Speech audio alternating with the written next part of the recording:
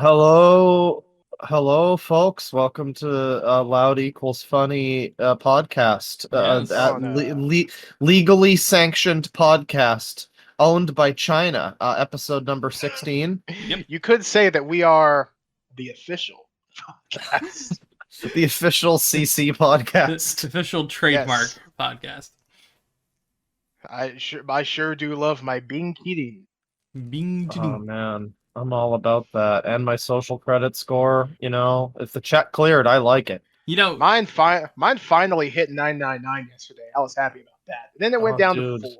Well, That no, wasn't because fun. when it goes to 999, then it rolls over and you go back to 001, and then Yeah. they just arrest you. It's actually a big scam. Yeah. oh man, yeah, we're 16 episodes in, folks.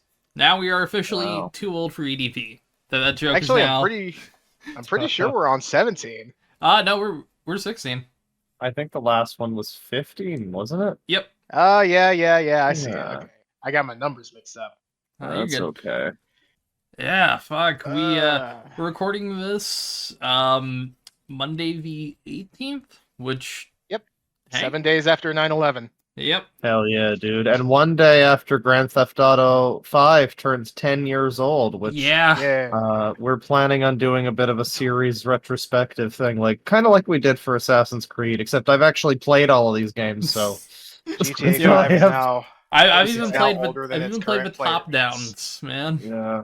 Look, the sad thing, I mean, yeah, Two we'll is get pretty into it. We'll get into it whenever we get into it. But the sad thing about GTA 5 is that I realize now, wow, this is the 10-year game that Halo Infinite was trying to be.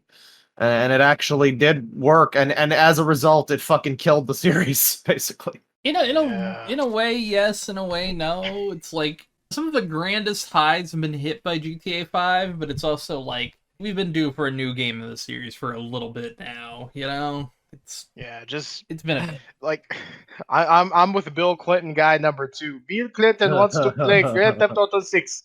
Yeah, he Yeah. should have rushed the stage at a better time, but we can agree with his reasoning, at He least. really could. I'm still stuck on this. If he had just waited a single minute, he could have Yeah. gone up there with Todd Howard. It's such a shame. Yeah.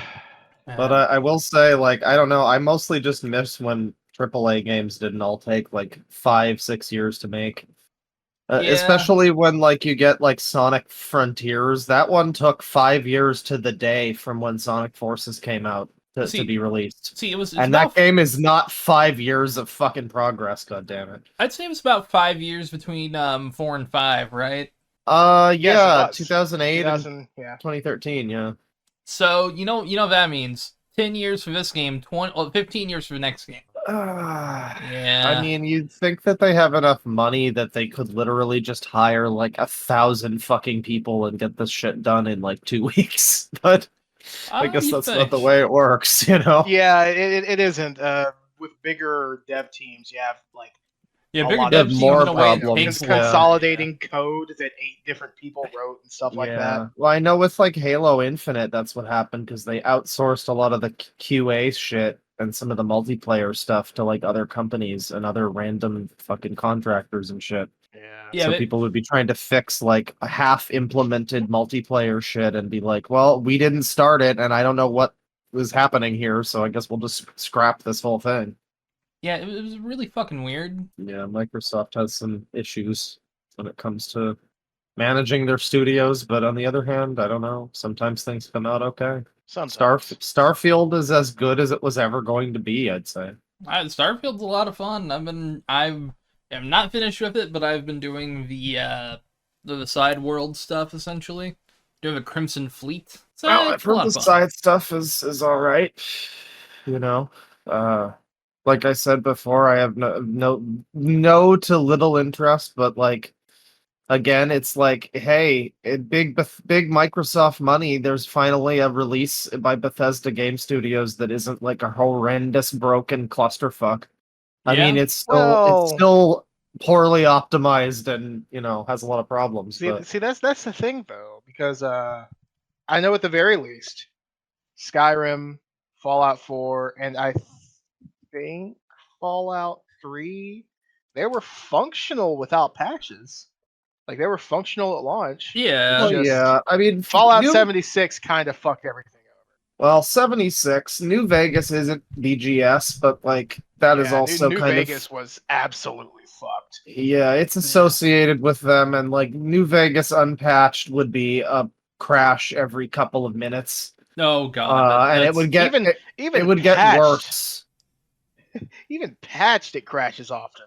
Oh, yeah, without like the unofficial patches and shit. Yeah. Now, that's the thing. Sometimes even with the unofficial patches, it will just fucking crash on Oh yeah, I mean you can't stop it all, but like technically that's not like a Todd game, but even still I think that kind of taints the pool of like all of their games are buggy. you. It You know? wasn't that they.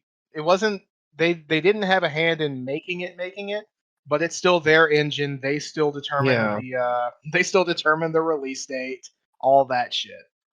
yep. So Was it like Todd and Pete Hines who were responsible for that though? Or was that more of like a corporate decision? I'm It, not it sure. could be a bit of column A, a bit of column B.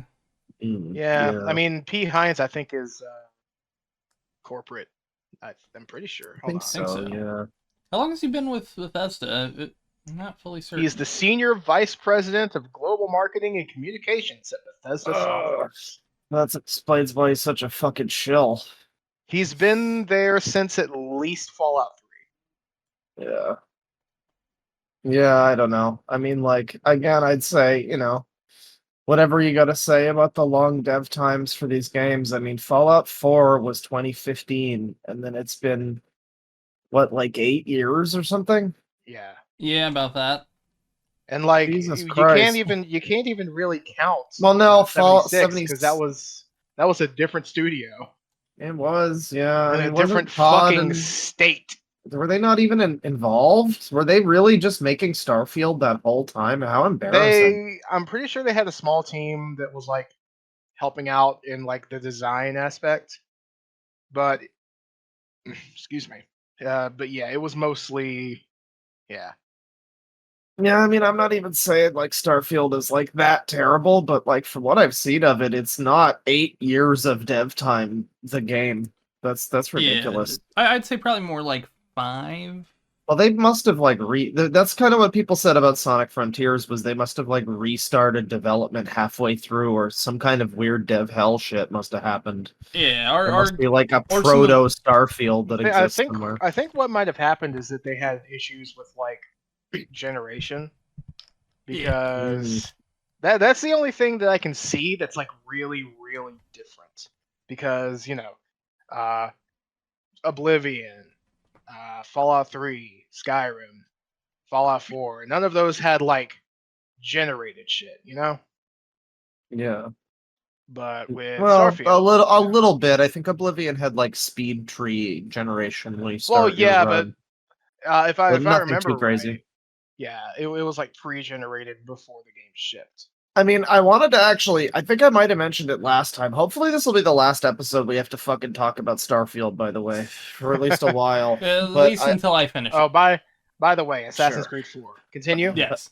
We got Assassin's Creed news coming up, or maybe not We news, do. but opinions, discussion. I will say, fucking Starfield, like, I don't know. I don't know where I was going with that. I did actually lose the plot on that. Continue. You're good. So how about them aliens? Oh yeah. Hey, Yeah, we brought up aliens before, and we were finally going to Well, meet there's, like- aliens. Well, there's Mexico. like fake aliens now. Mexico carted out the fucking paper mache aliens. Yeah. They I really mean- said the Marcianito real, no fake, no fake. Yeah, Free like EXE download. elementary upload. school project aliens made out of like paper mache and like It looks like Play-Doh. they were made of sandcastles. Well, Yeah. But what I've heard That's- was like, because they tried wheeling these out apparently before, and someone had done an X-ray of them, and it's like a fucking llama skull in there. It's not. Yeah, like Yeah. half of a llama skull. The bones are like pointing in opposite directions and shit like that. Well, Like it's crazy. I want the next faked aliens. I mean, allegedly fake. You know, maybe they're because he went before Congress. I mean, he's either lying or stupid. I guess. Which Would What? be guy? Whoever went in front of fucking the Mexican Congress and presented Okay. these aliens. Yeah. Whenever the next allegedly fake alien hoax happens, I really hope that it's like Kang and Kodos, like tentacle monster aliens. You know, like they're goopy I know. somehow. I know some certain people who will be really happy about Actually, you can like splice this in when I brain farted, by the way. The Starfield thing. Yeah. Apparently the fucking procedural generation in Starfield is kind of worse than like Daggerfall. That's what I've heard. It's it. Well, Daggerfall iffy. isn't procedural generation. It's not fully, was but it's like, you know, you go out into like a random zone in Daggerfall, similar to how you like land in a random area in you know Starfield, and where in Daggerfall you might have like a weird dungeon or something like something kind of interesting, you know, for 1996. Starfield just has like some minerals you can mine and maybe like a weird monster or something. So yeah, it's a little bit lame. Yeah, It's I do wish there were random dungeons, but you know, I could see that being added. The thing, Maybe. the thing with Starfield's generation is it kind of makes sense that a lot of planets, like, I mean, you got to think this is humanity about 300 years from now. We're not going to populate everything that we land on, and we're also not going to populate like the whole world as we land on it. So it's like I kind I of don't get it know, lore man. wise. You fly all over the galaxy. I haven't seen anybody find a single McDonald's. I feel like there'd be at least one. So. Well, hang on. You heard us, modders. We gotta have a McDonald's in Starfield. Oh no, On Taco, every hang on. planet, at least one. No, Taco Bell won the franchise wars. Okay, get it right. That's true. You know what? I would prefer that. Give me a fucking Fancy Taco Bell. chicken chipotle melt. As long as the Hell ship yeah. has the 3 shells available. You know, the weirdest thing to think about that movie, Demolition Man, is I think it was set in like 2030. Oh yeah, no. The I beginning was of that film actually took place in the 90s. It's like, hang on. I was just thinking earlier today about how in like a couple of years we're going to be living in the techno future cyberpunk dystopia of Deus Ex Human Revolution Oh, 2027. And I could just go to Detroit and be Adam Jensen, a Canadian man with a hook hand, and just fist go up fighting to people. random, fist fight someone at random and shout, "I didn't ask for this" at them, and Never asked you know, for this. it'll be my human revolution. God damn it! Yeah, he got Sylvester Stallone got frozen in 96 and woke up in 2032. There's no way. But yeah, Yeah. COD, Black Ops 2, that one takes place in 2025, and that's got, you know, a fancy heads-up display on every vehicle. It's like, oh, that's cute. I wish it was like that. I'm really enjoying the new trope, which I would say Blood Dragon, Far Cry 3 Blood Dragon is the first time I ever saw this, where it's set in like the joke future of like something that's actually the past, like the far distant future of 2007, I think it is in that game. Yeah, that's always fun. That's like a kind of a new thing that's been happening in like the last decade. I've seen that a few times. It's always gives me a little smile. I'm trying to think, like, what other games that take place in the near future where it's like, oh, y'all missed the plot on that one? Quite a few. Yeah, 2020 was always a very popular era for the future because it sounds very futuristic. Oh yeah, and what did we actually get in 2020? We got sick. That's what happened. We got wicked sick in the 2020s. Yeah, we couldn't really go anywhere or do anything fun. Which it was, you know, it got a lot of people into anime, I guess. Cyber dystopia. For better or for worse. Yeah, that might be for worse, actually. Yeah, I mean, I went to a con and it was a million fucking normies. That's like I imagined before COVID. You didn't have quite as many normies. Get out. The fuck out. Fuck out. Get out. What are you doing? Yeah, you'd be surprised how many somewhat normal people are into anime. True. Yeah. I'm trying to think here. I'm looking for the other topic I had real quick. Oh yeah, Well, continue. Sorry. I was gonna segue from the Ooh. aliens, but we started talking about some Starfield. Oh But yeah. Well, no I will aliens say in the one game, thing. but There is there is absolutely no chance that aliens are here. Because if aliens were here, I'm stealing this joke from somebody. Let me check on who. I want to credit the jokes that I'm stealing. Stealing this from Lady Shinga. I don't know what the fuck that means. But the real reason that we know there aren't any fucking alien spacecraft in captivity is that its specs haven't been leaked on the War Thunder forums. yeah, honest to Hey God. guys, guess what happened? Yeah, honest to God. The moment... Did we not talk about this No, already? that happened like the day after we recorded. Yeah, Oh, yeah. damn, Literally. okay. Literally. The F-117 Flight Hawk was the classified flight manuals of it were leaked onto the War Thunder forums. Yeah. It is happening again. It keeps happening. God, you know, who could really, you know, handle security? Our government or a silly forum for a video game? I really wish I was friends with one of those people just to see the kind of shit they have on their hard drive. You know what also, like, this happened after a fucking Snopes Game Room video about these fucking things dropped also. Like a day after, too. Perfect. That's absolutely silly.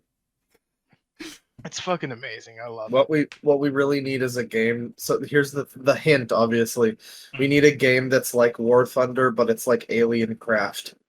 And so somebody can come out and be like, "That's not the way the Gray's ship is built." Okay, Yeah, I have it's actually the oblong, real not spherical. the real specs right here from Alien Area 52. It's actually shaped like a Tic Tac. Area 69. Sodding Tic Tac. Well, yeah. Speaking of GTA's, Yes. so Yeah. Since you haven't come up with your thing, I have something that ties into Starfield. All right. Have we talked about how Mark Kern is like mauling over Starfield? Oh, we Yeah, forgot he's about still that. going on about that. Yeah. There was a guy. He is. Mark Kern. He was notable during the Gamergate era rather. For The area. That's right. That's staying in. That's staying in. The Rich Evans is defeatable. He was notable for being like a real, genuine game developer who wasn't just, Roguestar or Brianna Wu or whatever.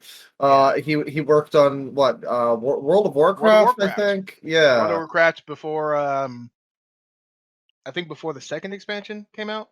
Yeah, he was like old school WoW, and I think he did a bunch of other things too. And I hadn't heard of or thought about him in a long time, even including the 2 Gamergate episodes that we did.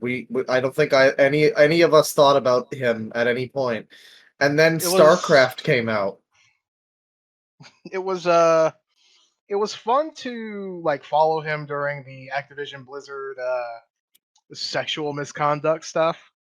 It was fun to see him dunk on that shit. Oh, I think he did talk. Yeah, I might have seen something about that.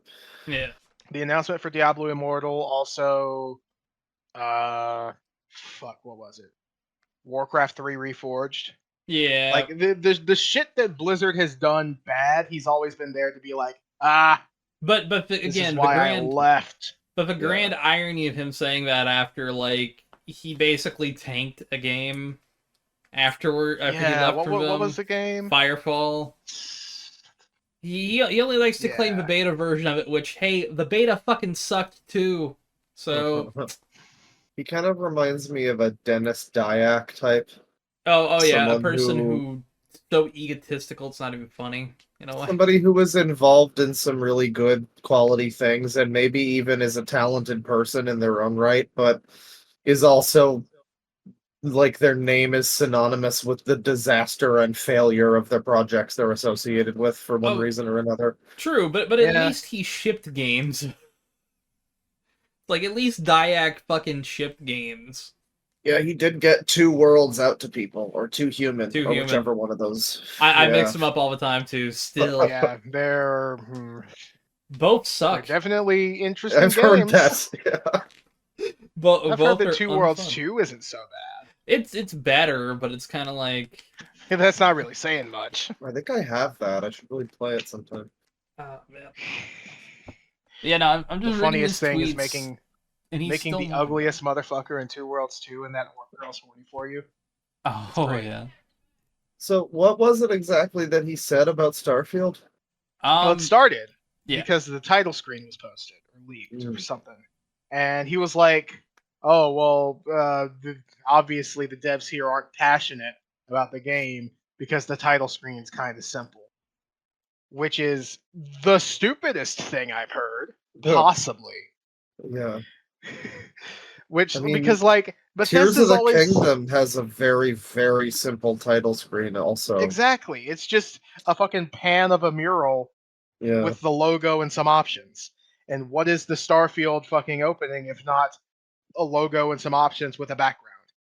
Yeah. That's it. I mean, And I like a good dynamic title screen, but you don't have to have that.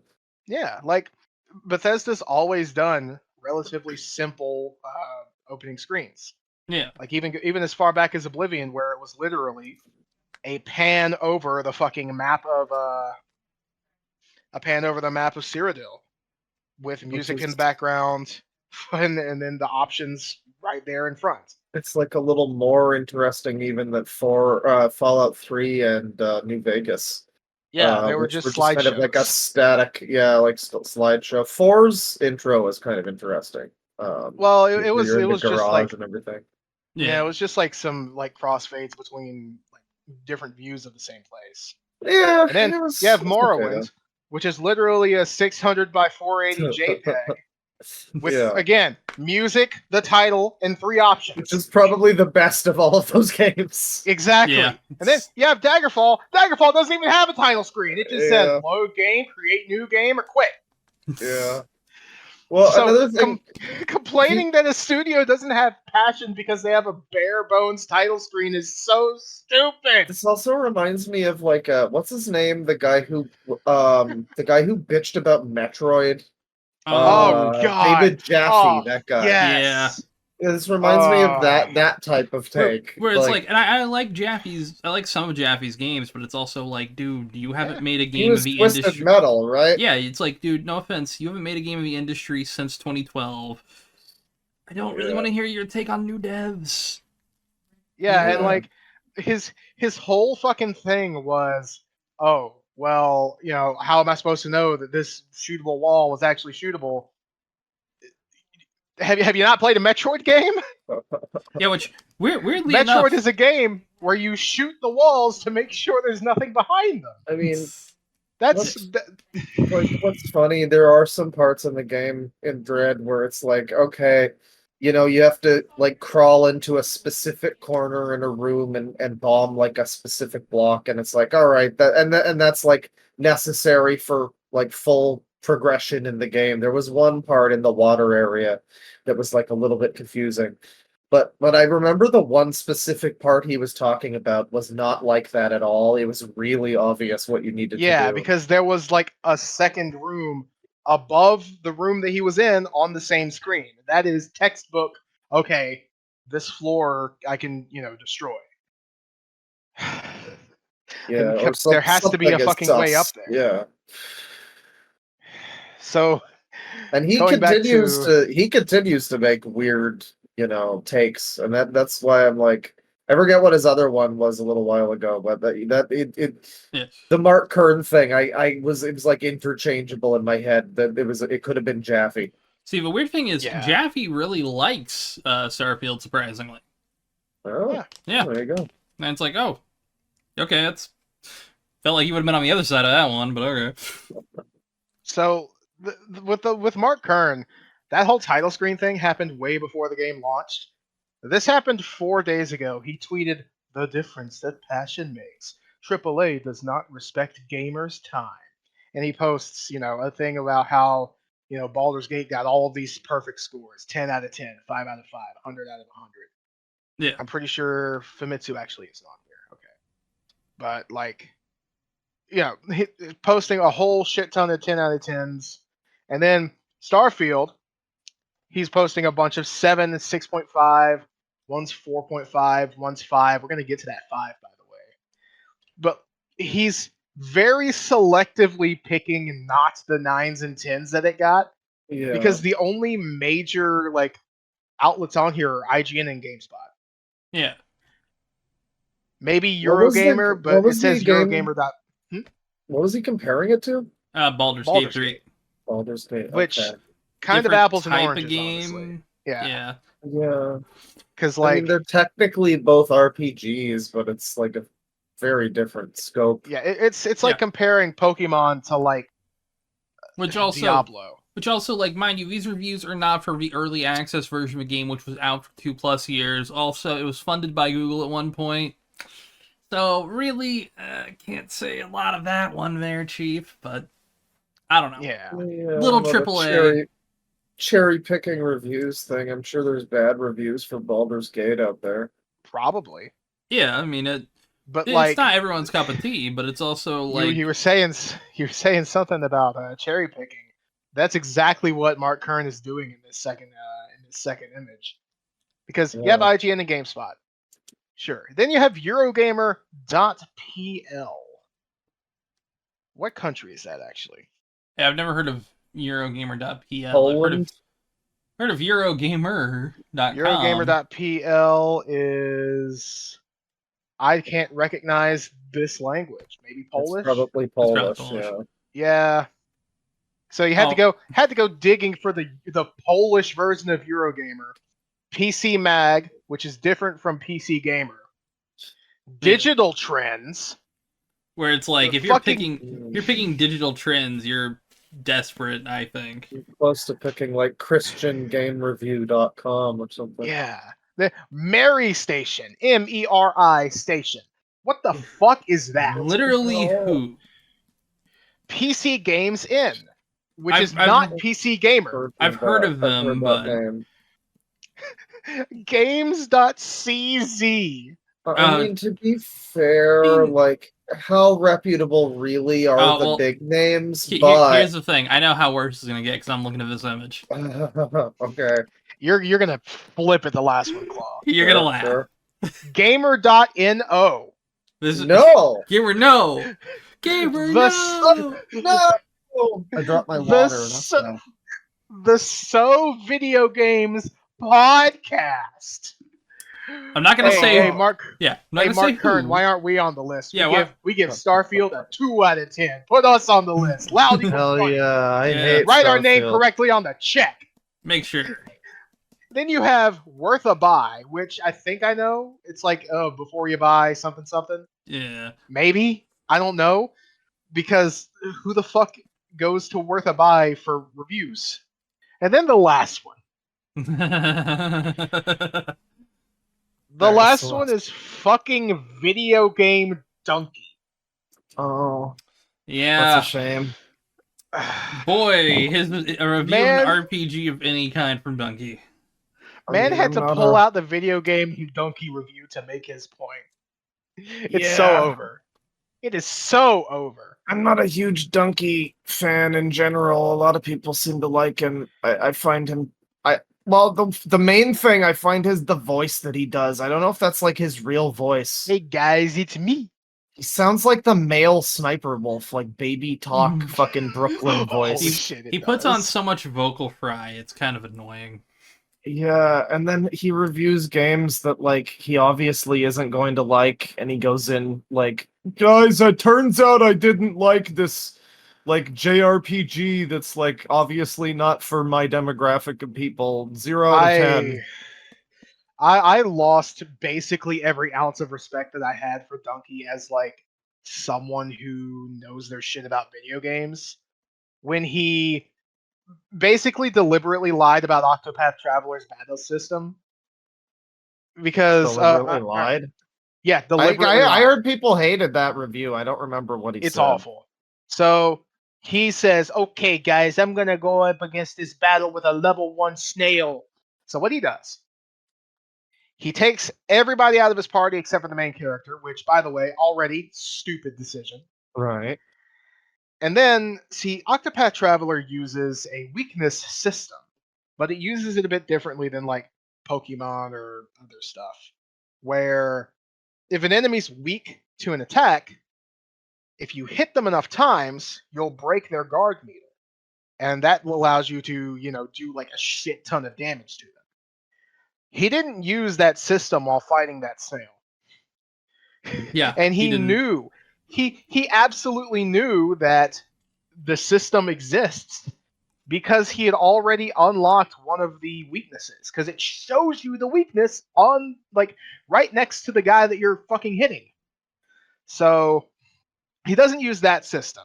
And he also, because Octopath Traveler has this other system called boosting, where if you press, I think it's like right bumper, you will boost your attack, and you get like one boost every turn. And that allows you to either hit an extra time or hit for more damage if you're using like a single hit spell or something. So he doesn't use that system either. Mm. And he does that in an effort to prove, oh, well, this fight takes so long.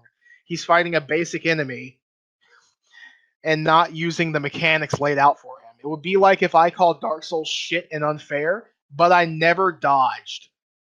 Yeah, no, the way you were describing it, Bane will understand. It's like it sounds like if he played Persona 5 and didn't do the weakness thing or the baton pass thing and just Exactly. like hit enemies, attack, attack, attack kind of thing, and was like, "This is stupid. I don't like this." That is, I The mean, battle takes so long. if he was doing that on purpose to be like misrepresenting the game, that really sucks. But if it was even if it wasn't, that's like why I didn't like turn-based games when I was 7, because I would just spam one move and die and be sad. Like exactly. But like he presented that whole review as like a serious review, not just like Octopath Traveler is this stupid fuck game that everyone hates. Stupid shit like that makes it clear that it's a joke. He didn't do any of that. And he Right. also didn't say that it was a joke when people called him out on it and he defended his position. Yeah. So Well, Schrodinger's donkey does not apply to this. He was trying to make valid criticism and he fucked it up. yeah, there's been a number of things from him. I think there was actually he might have actually reviewed Persona 5 and said something really stupid about it now that I think about it. But I remember him liking Persona oh, 5. okay, maybe that was the exception. A lot of people that's the exception, but Yeah. yeah, he's got some silly opinions, and then and that's the last thing on the list of proof that Starfield is bad, I guess. Is Yeah. that Video Game Dunkey doesn't like it. Also, from what I've heard in the comments, people have been saying, I don't know if I believe them or not because I don't watch Dunkey anymore because I'm an adult. Ooh, got him. No, I'm kidding. But from what I've heard, people are saying, "Oh, well, that review was basically entirely a joke and about people being like divisive over this game." Yeah, it's such a like.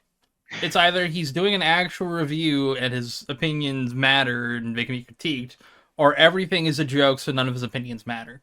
Tell me which one it is, folks. That's Schrodinger's donkey for you. Yeah, that's a bit annoying. I mean, but yeah, like there's also the shilling allegations on certain websites. I wish I was getting money to have good opinions on video games. Hey, Cushy Dreams, you got a video game you like? Hell, hit me up. Hit me up. I'll gas it for you. No Kingdom Hearts.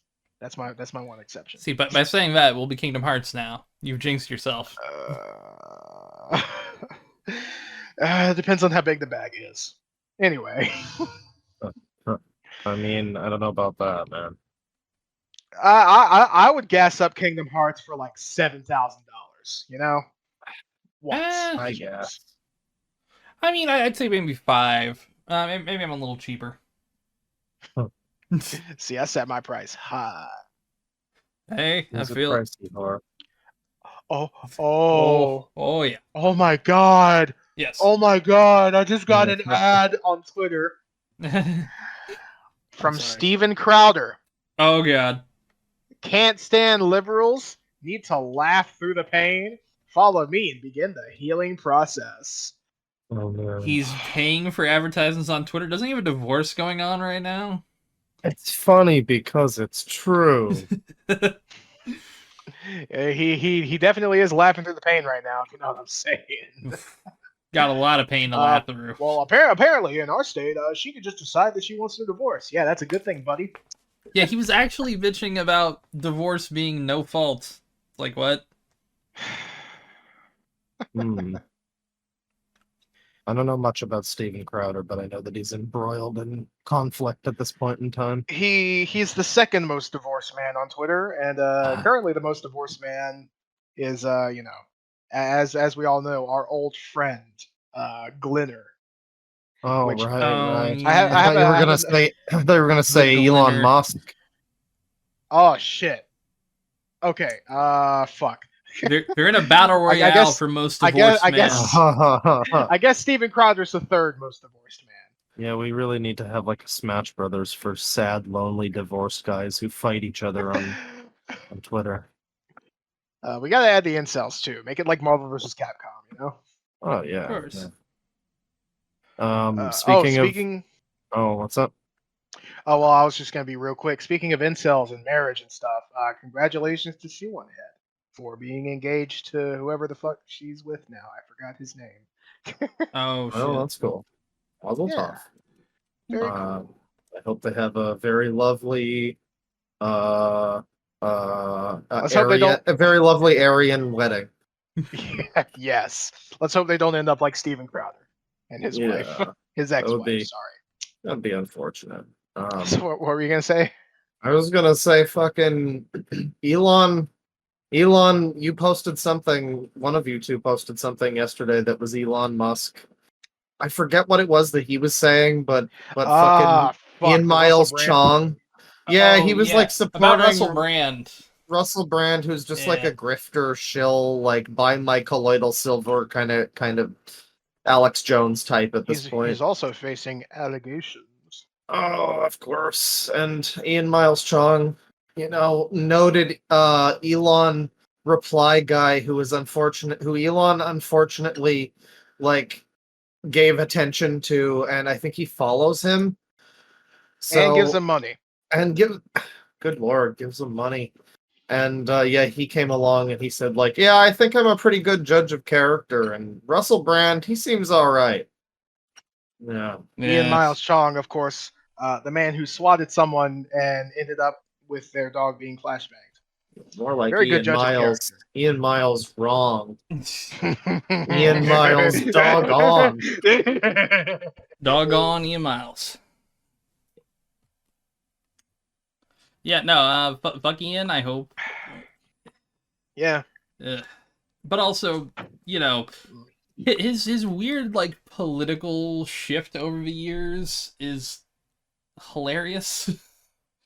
From Nazi to hardcore liberal feminist to back Back around. to Nazi. right back around. Yes. Well, I mean, he's like I he's just like saw a slightly something. more nose in the air, pinky in the air while he drinks tea type of edgy shit stirrer. Back in the day he was all, I'm yellow on the outside, white on the inside, and now it's like it's like a more intellectual Ben Shapiro form of the same thing, basically. Yeah. Just takes more words. Yeah, I'm trying to find where is that? He posted something recently where it was he was posting something about Indian food, and he was like, they cook like this, and it's just them cooking Indian food, and it's like, Yeah, it's just good looking food. yeah, it's like that looks probably like it tastes delicious. What's your point? Yeah. Well, also, isn't he from like Vietnam or He's something? from Malaysia. He's never Yeah. fucking set foot in the United States. Yeah, and it's like are all there of his standards like that much better necessarily? I honestly don't think so. It's I don't just know. he's. I mean, it's engagement farming. Yeah. It's for people to be like, that's stupid. What do you mean? He's genuinely the dumbest motherfucker ever. It's great. I I don't know just about that. There's a I lot of dumb wish motherfuckers. I wish I had zero integrity just so I could be a fucking grifter like that. Because that shit probably makes mad dough. Oh. Sucks. It's shameful. Speaking of grifters, this is new. This is Mhm. brand new. Like today news. So, This guy. Hassan, a notable chair leaving while a video is playing enthusiast, Right, my favorite. posted a video with I'm not sure. I guess Sneako originally posted this. It's a video of Okay. Sneako meeting up with his 12-year-old fans. Oh well, yeah, because he's now like At an a IRL live convention. streamer. Oh boy. Oh yeah. Yep. So he's meeting up with his 12-year-old fans. And those 12-year-olds are saying some out-of-pocket shit like, we hate women. Oh, we hate trans people. Oh, Kill all based. gays. Based. I So- didn't know the 12-year-olds were based. Ah, yes, of course. And you can visibly see in this video Sneako get uncomfortable. Yeah. What, like recognizing what he's done? Yes. Like there's oh, Oh, that's yeah. loud. Okay. But there is this face that he makes at like 22 seconds in where he looks at the camera and it looks like all of the weight of his sins have come crashing down on him. Fuck the women, fuck the women. Yeah, it's like, that look face. Yeah, no, Sneako's a moron. Did you hear he's starting like a fucking hype house kind of thing with him, Aiden Ross, Fuzhou Tube, and a few others, and it's like, oh god, the collective IQ will be 10.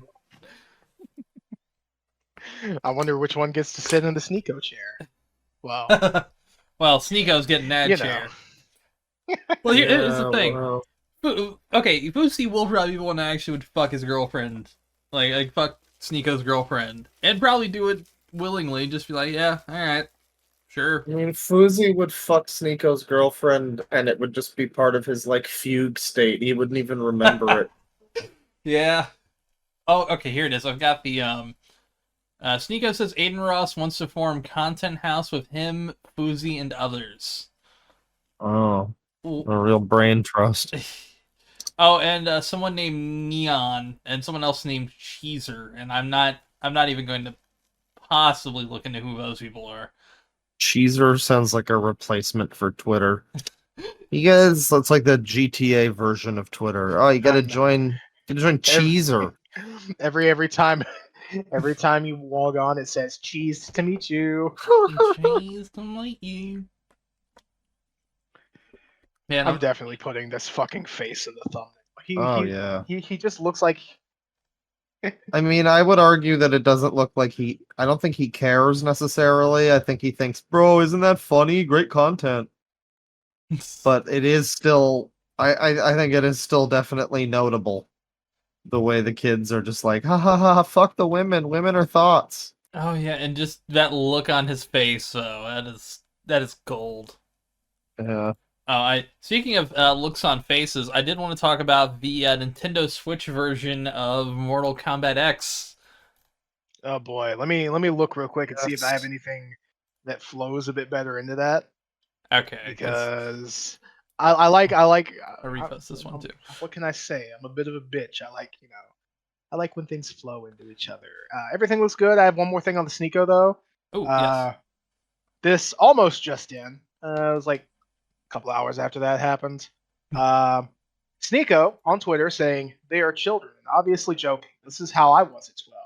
But if it sounds egregious to you, blame the rainbow emoji, flags in their classrooms. Blame the media for emasculating them. It's capital your fault for forcing an obvious agenda, not these kids. Boys will be boys. So he's just coping. Yeah, that doesn't surprise me. Yeah. What a fucking What a What a fucking fucking dork. botched project. What an elbow, frankly. Yeah.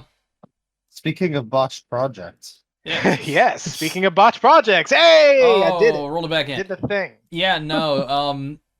Mortal Kombat 1 is Not looking great. no. Here's the thing. It looks amazing on current gen consoles.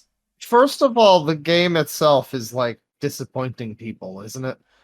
Yeah, a lot of people are criticizing it for not having necessarily the same amount of content as MK11. Right. I've heard the story mode's pretty good. I'm gonna wait for a drop personally, but MK11 was able to run somewhat well on a Switch, yeah. and this one is not looking very good. Nope. It Which- kind of looks like one of those joke videos of what happens when you set like GTA 4 to super low quality and have, 5 feet in front of you draw distance kind of thing. Yeah. See, here's what I'm thinking though. The only reason I really think this was released now is because one, they can probably port or like have a next gen patch for the Switch 2 or whatever we're calling it when that comes out.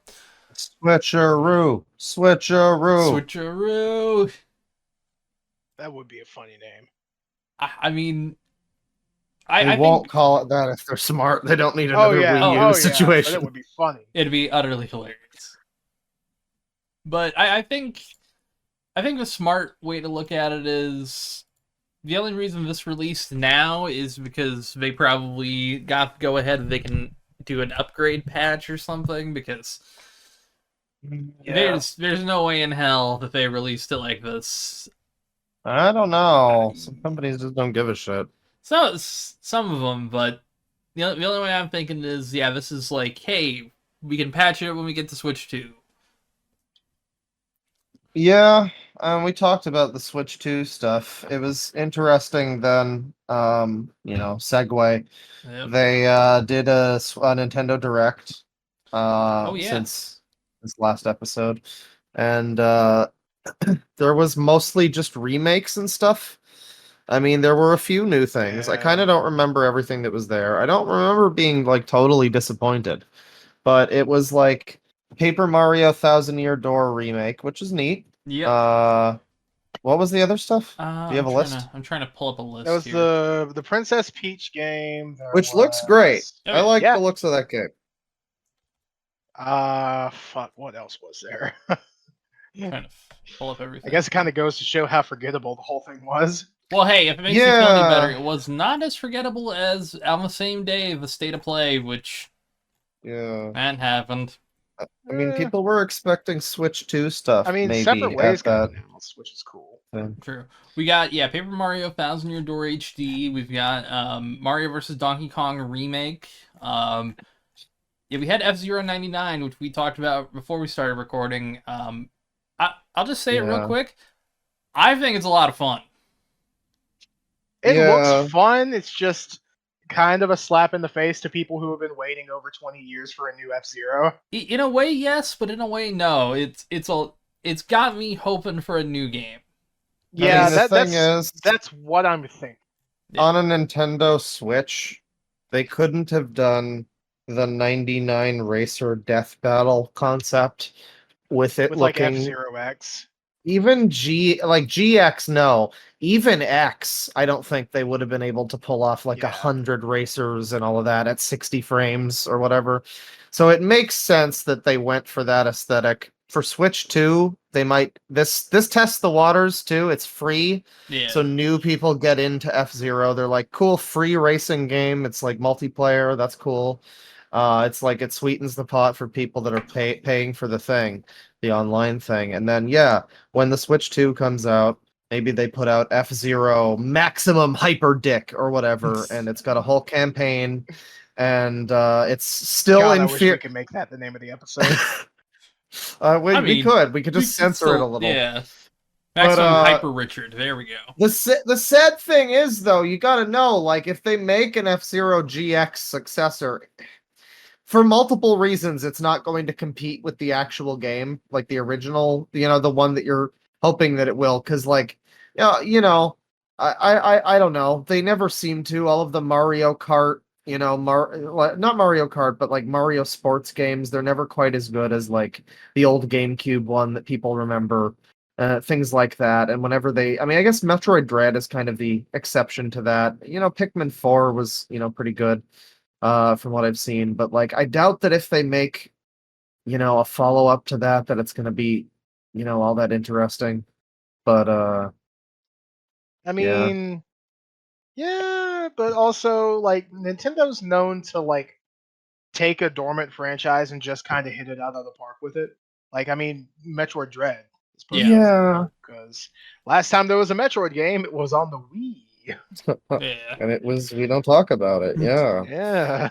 Well, also there was Federation Force, and people have been saying that this game is like the Federation Force for F-Zero, but it's like, Oh no, I don't no. no. This is a mainline, like you drive. It's an F-Zero game. Yeah, It was but a little weird. I'll admit it was a little weird, but it makes sense now that I've seen it played and everything. it's probably the best of the 99 games I've played so far. 'Cause And here's oh, go ahead. I was gonna say, because like Tetris 99 is really fucking good. Okay, like it's a gold standard. Yeah, This is I better like than that that. one. This is better than that, I think. Really? Yeah, it takes the core mechanic, does totally something completely different with it that we haven't seen in that franchise, and does it in a way that makes every game not feel like stressful, but you always feel on the edge of your seat. Oh, that's cool. That's my experience Interesting. with it so far. I've played about 2 hours of it. I played a little of the Pac-Man one, and I really like that. Pac-Man's fun. And then they got rid of that. They also got rid of the Mario one, which I remember people had issues with because you always had to play like 1-1 and the first few levels over and over again.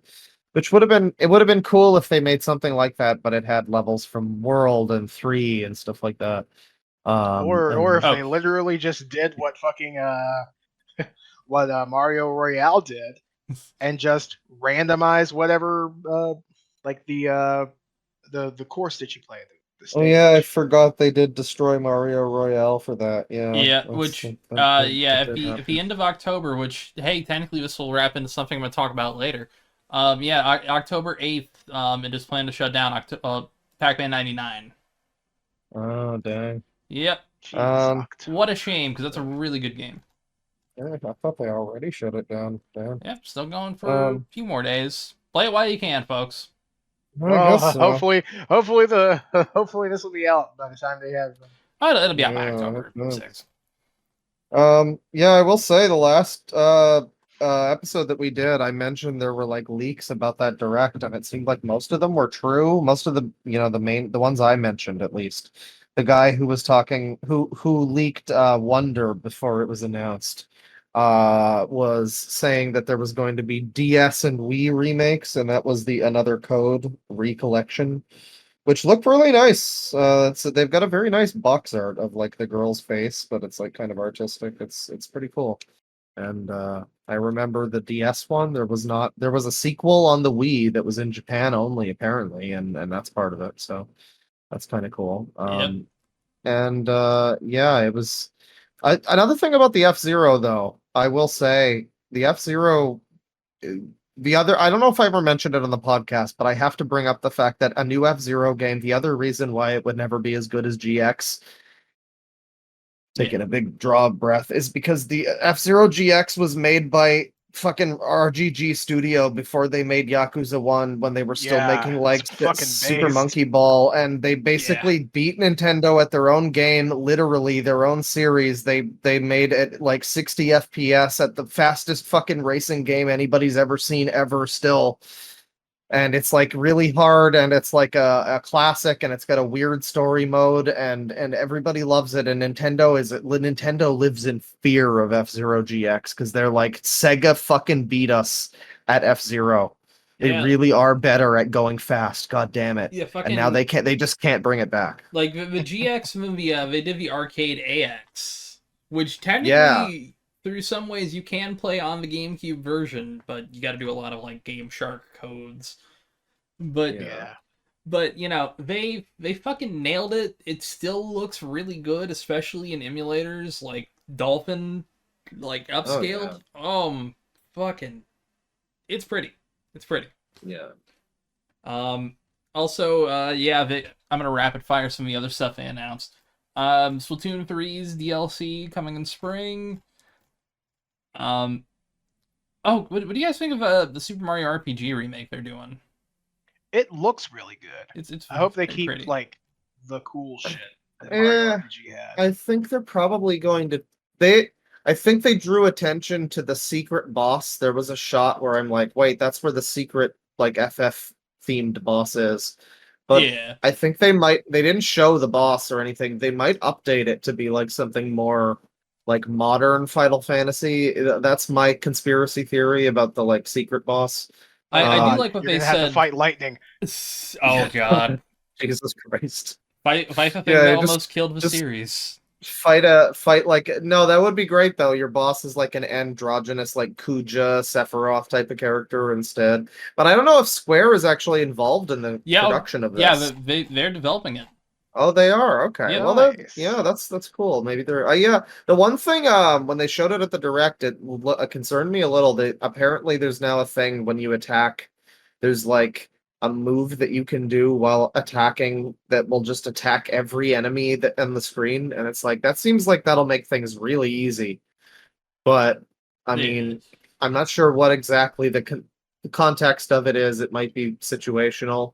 But I remember thinking at the time, like, this looks like it'll break combat and kind of be like an easy mode.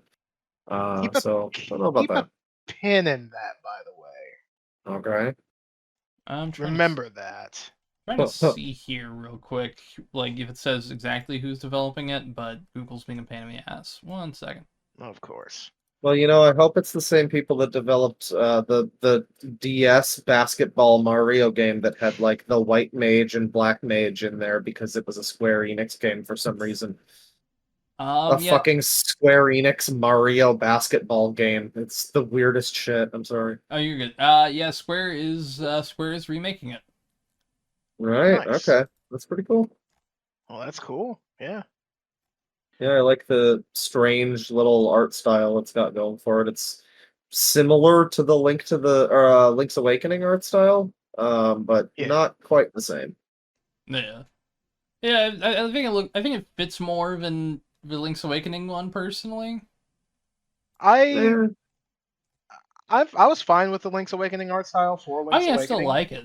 But I just really like that it plays into the original's art style. It just looks like a more advanced 3D version of the original fucking Mario RPG. It's great.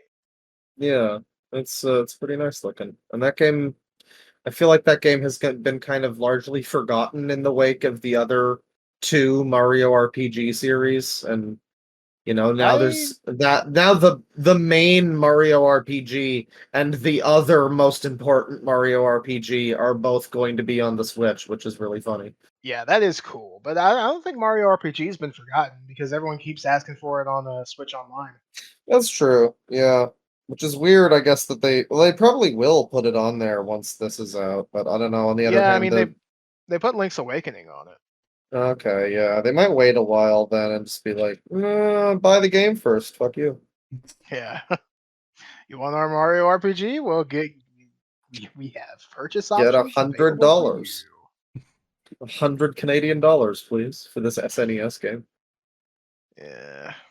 Oh, Which is what they're doing now, by the way. yeah. The big conspiracy is that there's not going to be any sort of GameCube virtual console thing. Because we're getting like I don't think there will be this generation. no. Maybe for the Switch too. Maybe. We're getting like Who knows? Metroid Prime remasters and Baten Kai. I think that might have come out already, Baten Kaitos. Yeah, well, that's either Baten Kaitos out now or is soon. kind of a third party thing though, so that's Yeah. But Yeah. even still, I guess that's going to other platforms too. So, yeah.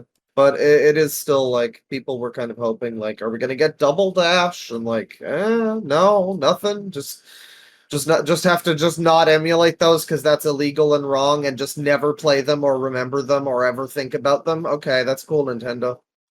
We'll just wait. We'll just wait for you to remake Melee. That's fine. You'll do that eventually. We'll pay $100 for it when you do.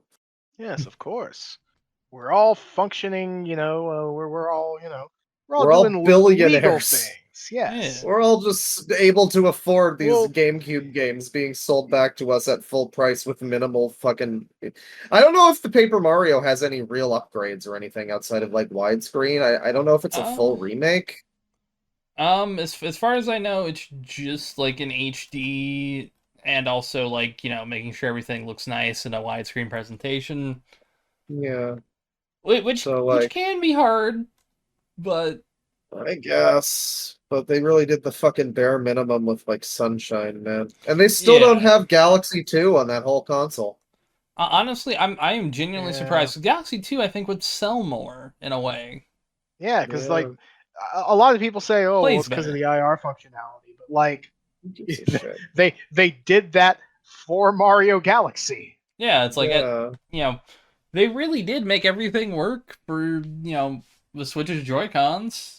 I mean, It has all the frankly, same features. if we have to wait for the fucking Switch 2 to be able to play Galaxy 2 and like Metroid Prime 2 and 3 again, then that's some real shit, man. I Those see. should just be out already. I think 2 and 3 for Prime. I think we'll get those, but because I mean, this is gonna be my safe bet here. I think that Metroid Prime 4 will be the first and possibly only cross-gen like Switch 1, Switch 2 game.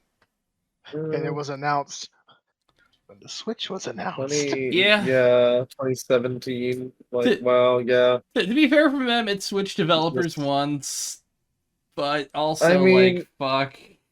It would be, I don't know, it would be nice to have seen, it would be nice at this point to have seen, like, hey, this was the game before we canceled it. So at least Oh yeah. people might have some idea of that or something and be like, this is what's not happening, so we can rule this out. Like, I don't know, something. It's been announcement and then silence and then fucking we're postponing it and changing developers, and then since then there's been nothing except for like randomly fucking Retro will hire like somebody who worked on Half-Life 2 or some shit. Yeah. It's the most random AAA games from across the industry that you've all heard, everybody's ever heard of. Well, they did a remaster, which was pretty good. Yeah, but the weird thing about the remaster was that it was like made and finished, I think, in like 2021, Yeah, and they just sat on it for like 2 years. from what I'd heard, they probably had some other plans for it, but there was also Which that one where they held it back because of the Ukraine war. What was that? Advance Wars. Advance Wars. Thank you. Right. Oh, well, that implies to me that they were going to do Prime 2 and 3, but they just aren't now for some reason. Maybe they're saving that for when I think they're saving it 4 for is coming out. I think they're saving it for closer. Yeah, that would make sense. But then are they gonna just do that as 2 and 3 2-pack, or are they gonna fucking piecemeal it to us? Then that's the real question. That sucks. Every rumor has been 2 and 3 as a pack. But it's been 2 and 3 as a pack without any cool, because the Prime remaster looked really great. Oh, That yeah, was like the gold standard. That was this. People were looking at that and going like, "Wow, this is what Nintendo never does." This if they did this with Sunshine, people would have no complaints with 3D All Stars. Oh yeah. But like they went above and beyond for that, and yeah, they're saying that the rumors have been that 2 and 3 are going to be just like kind of the base game originals with like some control updates. That's what I've been That's hearing, a which it suck, but I do want more people to play those games because they're really fucking good. So Yeah, if it 2 does, with if it better does come out, controls. oh, would be 3 nice. with better controls. Well, Yeah, yeah, three without the fucking Wii remote. 3. Fuck me, being able to physically play Metroid Prime 3 would be great. Exactly. Because I can aim a Wii remote and I can hold a nunchuck at the same time, but I cannot also do like grapple beam nunchuck motions. Dude, and the all grapple of that beam shit. nunchuck shit was bullshit. Just from the get go, I think. Yeah, I got to like the first main planet of that game, and they made me like pull shields off of a guy, and I'm like, well, thanks, John Nintendo. Yep. Oh, there is also a sort of spiritual reboot of Contra coming out. Oh yeah, it looks Yeah. Well, bad. there's like it's a remake of Contra, isn't it? It Is kind it a of new is, game? kind of isn't. It's weird. It's supposed to be like its own story, but a remake of the first game. It's fucking weird. Oh, It's Konami. well, It's it Konami. looks like shit. It looks like a. I don't want to say it looks like a Flash game. It looks like maybe a mobile game or You, something. That's Like, you that's know, such a weird. It's so weird. It honestly looks like though, that because it's way forward. honestly though, it's such really? a step up from fucking Contra Rogue Core. I'll take it. Yeah, I'll take I it. yeah, mean, fair. I, it's sad for me. I still think Contra can work in like third person 3D, but I have no evidence Yeah. to support this because all of those games have been Konami, terrible. Konami keeps trying their best to prove you wrong. Yeah. Yeah, I keep thinking that's like that would be fun, but they're all bad. And I've Like- tried all of them except for Rogue Core. I haven't played that. See, It looks so bad though. It is Yeah, so don't. bad. Yeah. Rogue Sucks. Rogue Core is probably the worst experience I've ever had playing a video game. Oh god, Wow. I remember seeing the trailer and it was like the wacky panda character and it all looked like a PS2 game and it was just really depressing. Yeah, it runs like ass, it plays like ass. But if it's this one is- genuinely one of the worst games I've ever played. This is coming from the apologist for fucking Marvel's Avengers. Yeah, which yeah, hey, that's give real. me That's give me real 4 sad. minutes and we'll talk about that. I will say though, fucking this is coming from Way Forward, so I guess maybe it'll look like shit, but there might be a chance that it'll be okay. It'll at the very Yeah. least play like a good time. I don't know if I mentioned it on the last Hopefully. podcast, but the new Prince of Persia game that's coming out that features Oh, yeah. Sargon of Akkad as the main real character. Yeah, that game is a side scroller. It's coming. Its full name is like Prince of Persia, blah blah blah, a Ubisoft game or some shit. I I think that's in the title. um, I'm really glad they specified. I needed to find know. I find it really funny because I looked at that trailer and my thought was, wow, I can't believe Ubisoft is making a real video game that looks good again. and they have that in the name. It's like whenever they make Rayman 4 a Ubisoft game. Like, yeah, it's wow, I it's can't believe it. it is Prince of Persia: The Lost Crown, and then it's a Ubisoft original. Yeah. They're It really getting cocky with that term nowadays. yeah, a Netflix Ubisoft original. Oh god, they're doing something like that with a TV show. Splinter Cell. Yeah. Yeah. I mean, I don't, Splinter Cell, if any game would ever work as a TV show, I think Splinter Cell probably would. Most That Tom game- Clancy. That game, Most Tom yeah, Clancy games would. Oh no, that game is they're also basically doing, just a 24 episode as a video game. they're also doing something else. It's like an animated series thing. Yeah, Captain Laserhawk, a Blood Dragon remix by Adi Shankar. Okay. I mean, I like I love how Blood we all just Dragon. instantly thought that together. that Shankar guy. I think he was responsible for part of the Castlevania show, which, by the way, Yeah. new Castlevania show. They are not Ooh. afraid to have real Castlevania music in the trailer. Yeah, Castlevania Ah, Nocturne. nice. It is huge to see a trailer, and it doesn't have just because I liked the original Castlevania show. It had problems, but the biggest problem for me was the fact that in the entire show they had one scene where they played like Literally fucking bloody tears. kind of a little bit of bloody tears, but it was like a Netflixified cinematic version. The fucking trailer for Nocturne, it just sounds like anime bullshit, like Castlevania guitar butt rock. It's like that, and that's the trailer Nice. song, and it's great, and it looks really good. And yeah, I'm thinking hopefully without that sex weirdo Warren, whatever his name is, who made the original, who was Warren Ellis. Warren Ellis. He was like a comic book writer and as well, and I have a sneaking suspicion that he's the reason for all of the unnecessary, ill-fitting profanity which was my other big Yeah. problem in that show, was the characters swore like they were like 12 years old and just learned about it. And Yeah. it didn't fit, and I could see what they were trying to do. They were trying to go for like, Game of Thrones or Just whatever, but hello, Alucard. Would you like to hear this new word that I discovered? It's called fuck. yeah, I discovered it while I was having a bisexual threesome with 2 other people.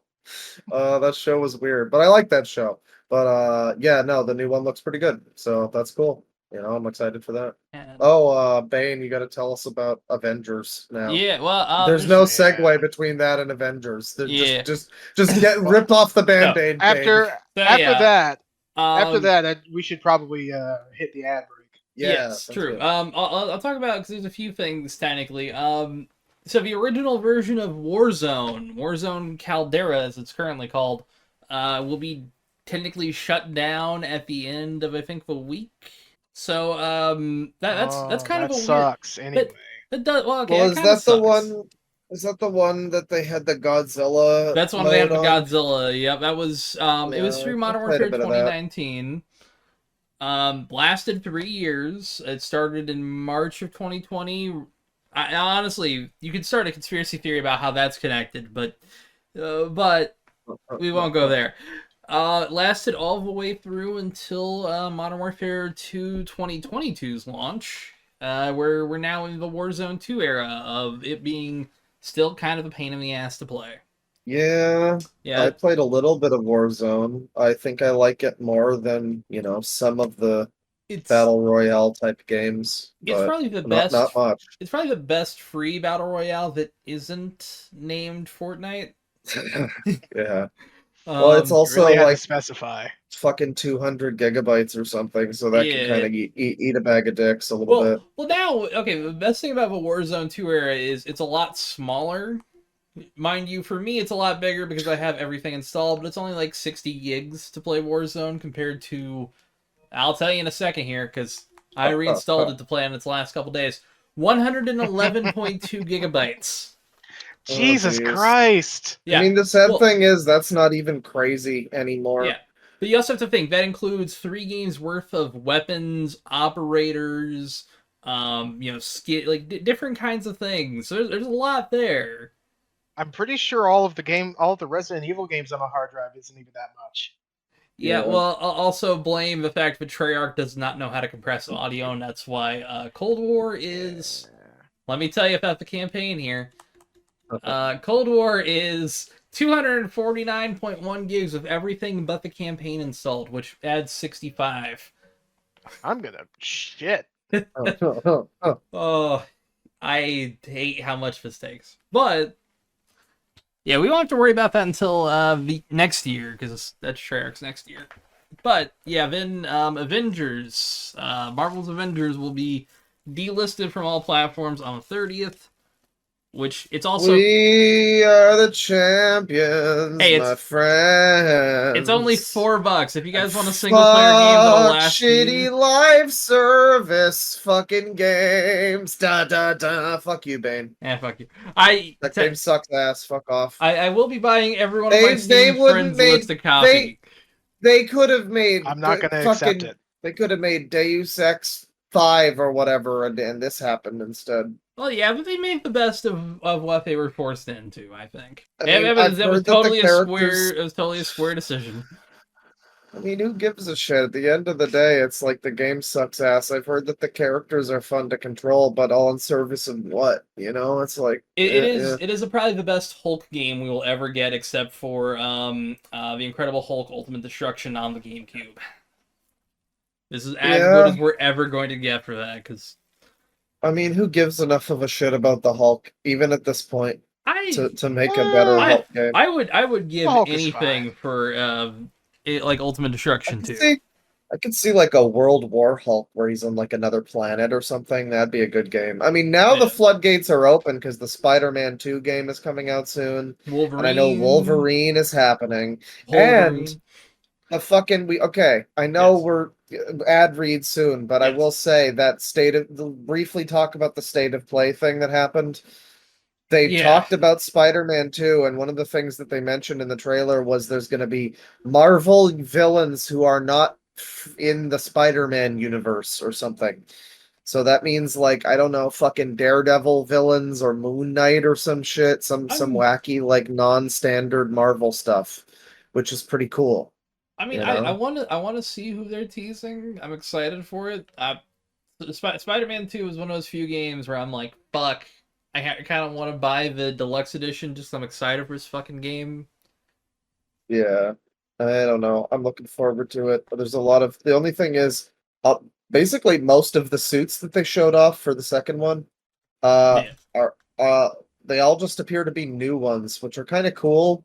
I mean, I did see like the symbiote suit from Spider-Man 3, Yeah. but like other than that, it's mostly new ones and like they're kind of cool, but I don't know, they kind of blew their load on all of the classic TV suits or whatever, movie suits and shit. Well, it also seems Uh, like you can mix and match them too to kind of like mix it up, make your own thing. That's cool. which Yeah. I'm excited for.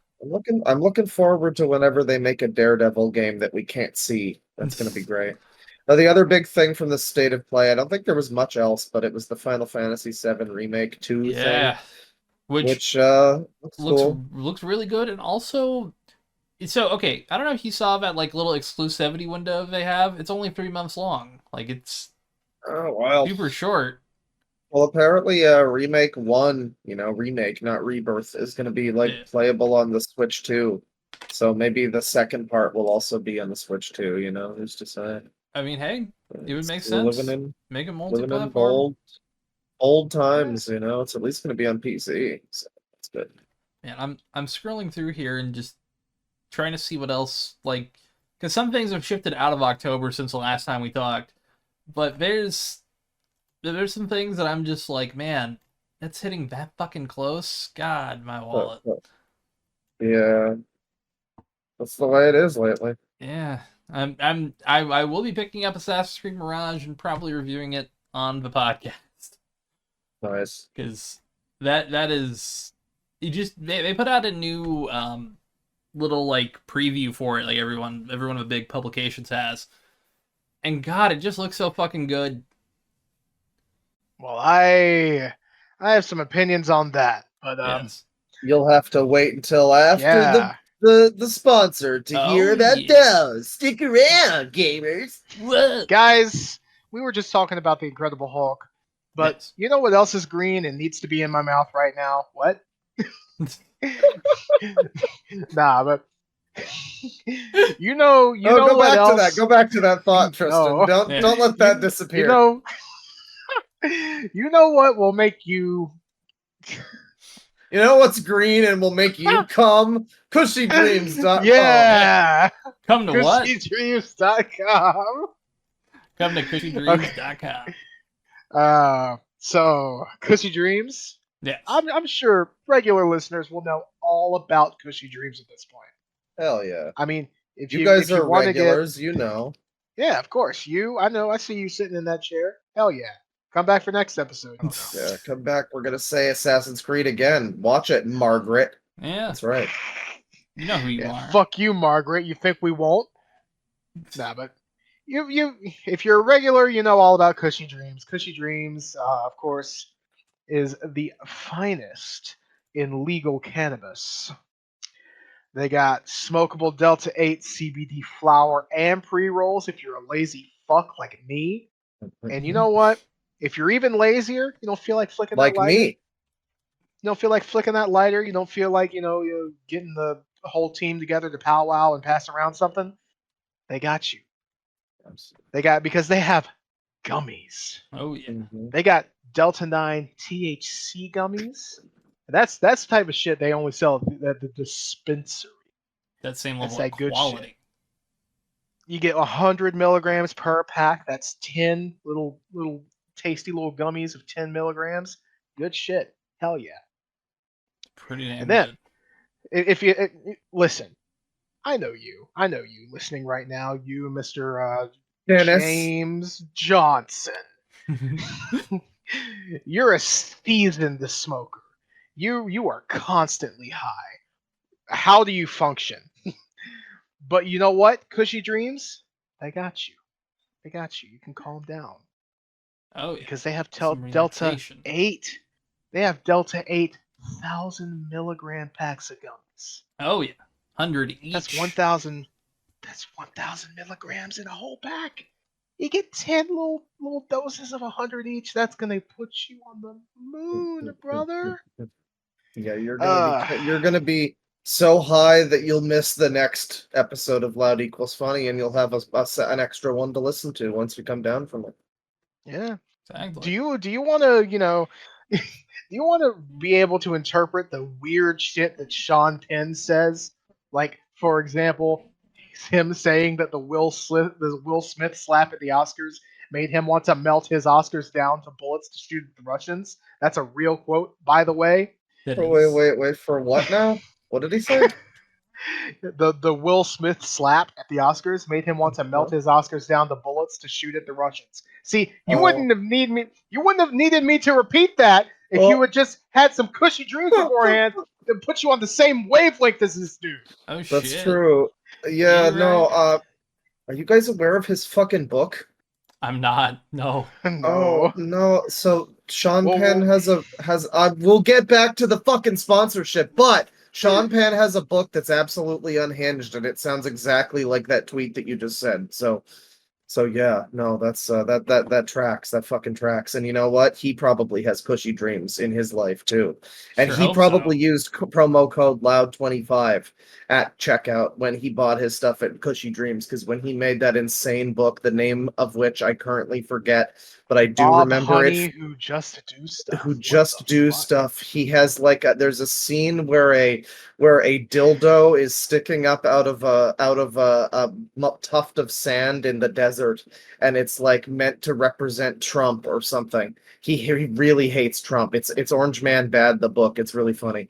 But yeah, if you want to write Orange Man Bad, the book, or Orange Man Good, the book, frankly, whatever you want to write, if you want some inspiration, if you want to write a book about a dildo in the desert or whatever, a dildo up your ass even, that's also fair. Go to cushydreams.com, promo code LOUD25 at checkout. You're helping us out with a little kickback. You're getting yourself some weed. You're getting yourself a discount on weed. You don't even have to go out for the weed. And you know what? If you do go out, you got a little thing that tells everybody that it's legal. You can rub it in their face and go neener neener, and then tell them that you're standing on the easement and they can't arrest you. You know?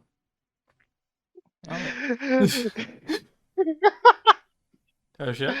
So that's Cushy Cushy Dreams, KUSHY dreams.com.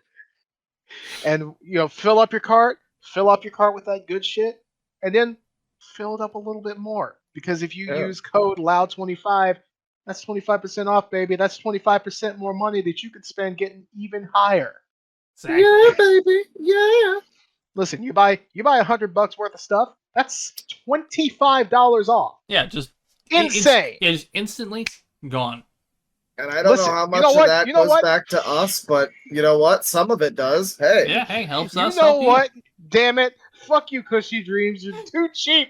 You Cushy need to Dreams make shit more expensive. Honestly, Cushy Dreams is giving They're us... gonna rob you. Cushy Dreams is giving I'm us worried about too good you. of a deal, really. Yeah, you guys are, this is the thing, is you don't have to go out. You don't have to talk to people. You just order it online. They drop it off in your fucking mailbox or whatever. You stay inside like the degenerate you are, fapping to Coomer Reddits. I know you, Dennis. I know that's what you're up to. Fucking Dennis. Swear to God, every single time. And you know what? Yeah, that 1,000 milligram gummy is gonna make that fucking Coomer night way better. 1,000 milligram pack of gummies. Exactly. There you go. Let's be real. Fucking Dennis, he's eating them all in one bite. Yeah, that's what Fuck it's you, a Dennis. fist. It's a fistful of experiences for Dennis.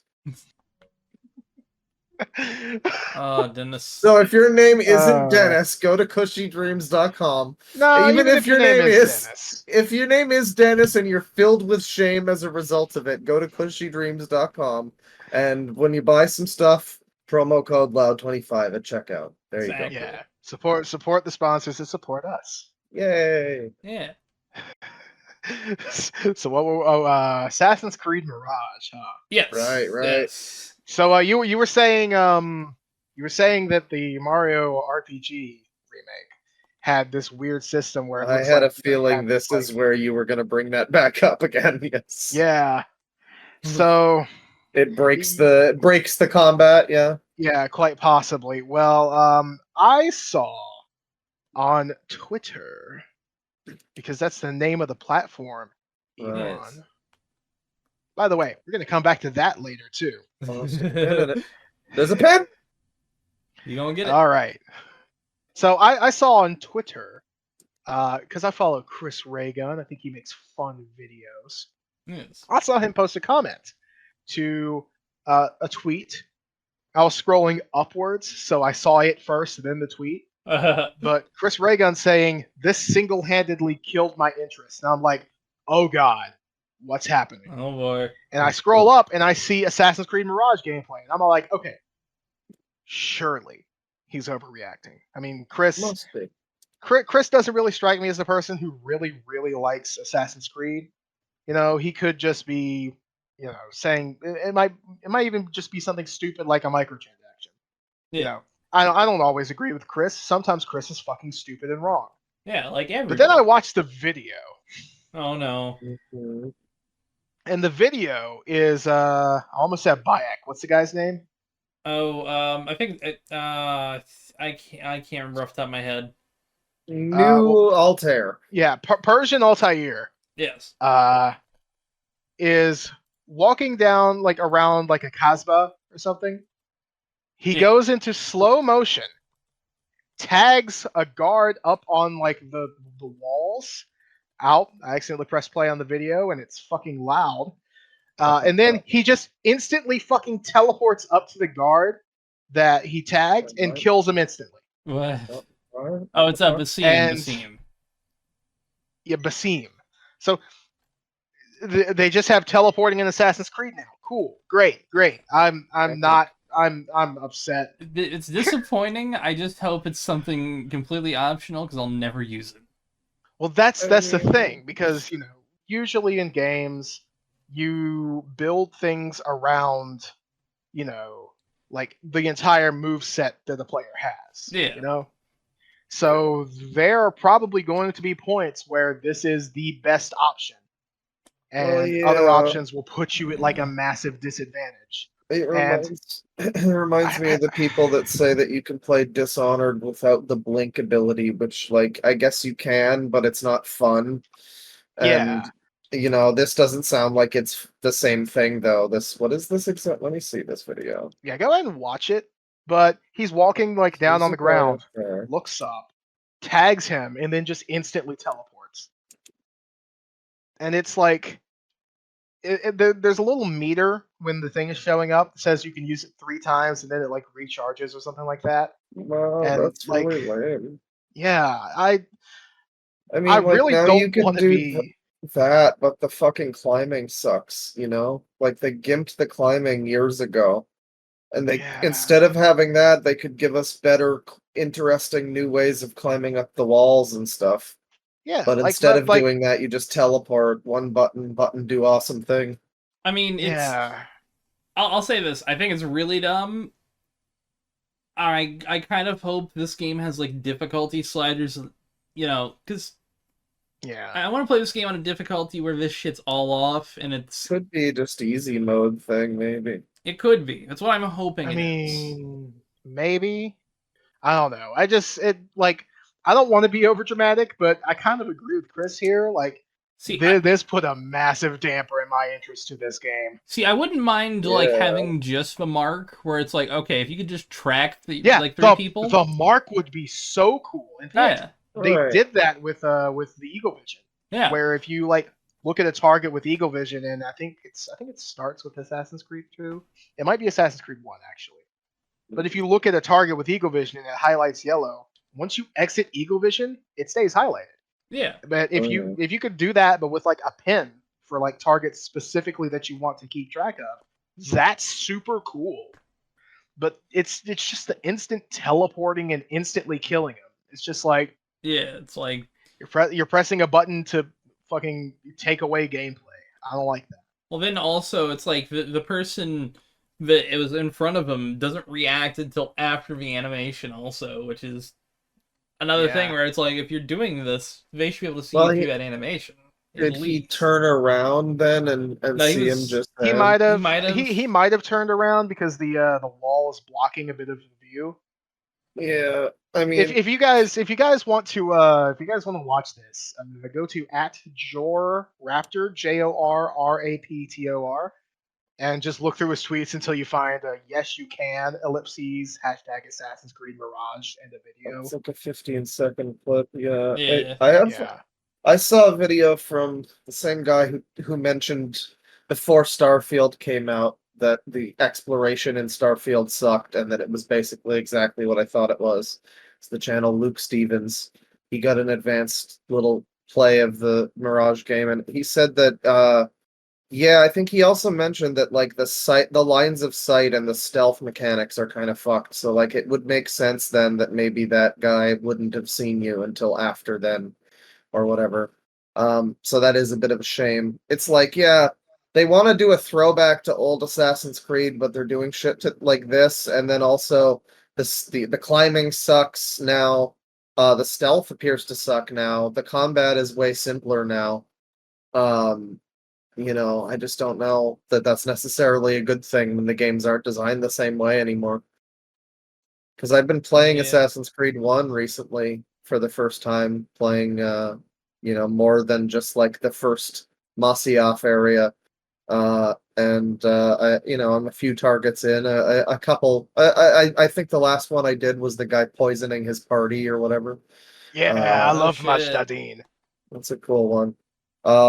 Yeah, outside of the cities all kind of looking a little bit similar. It's a fun game, and it's a reminder because I also played a little bit of Oh shit, Prince of that's not Persia. Mashtadin. I'm stupid. Yeah, I forget the I'm name, thinking of but Abu Nukud. yeah.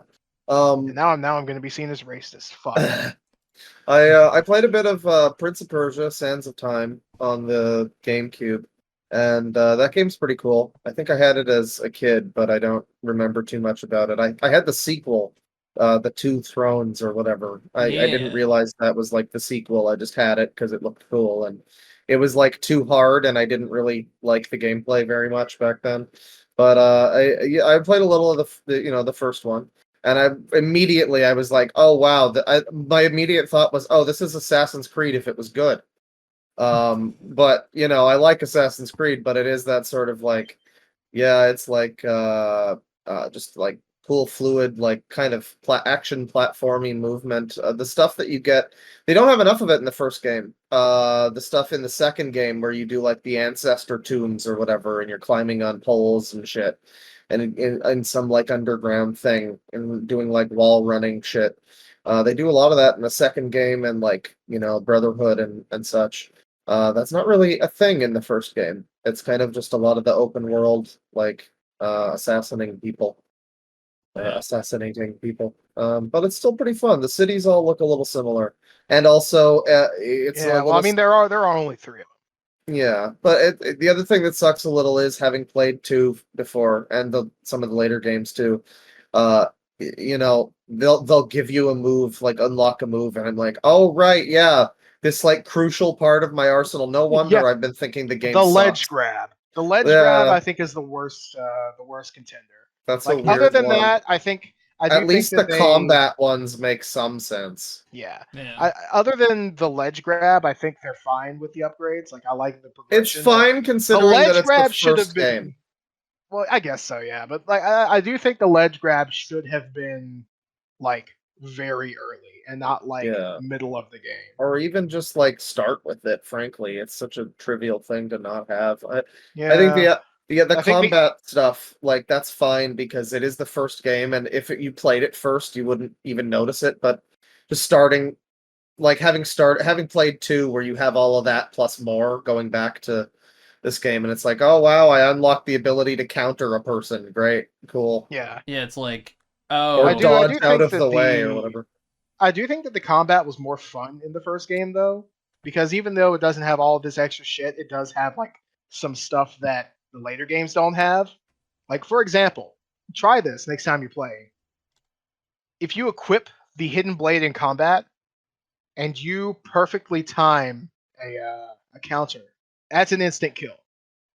Yeah. Like Oh, yeah. no matter what enemy you're fighting, that's an instant kill.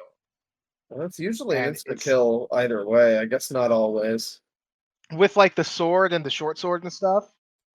Yeah. It depends, because sometimes you can you can fucking counter somebody and then it'll just like have them laying down on the ground like writhing in pain and then get up later and fight you Yeah. more.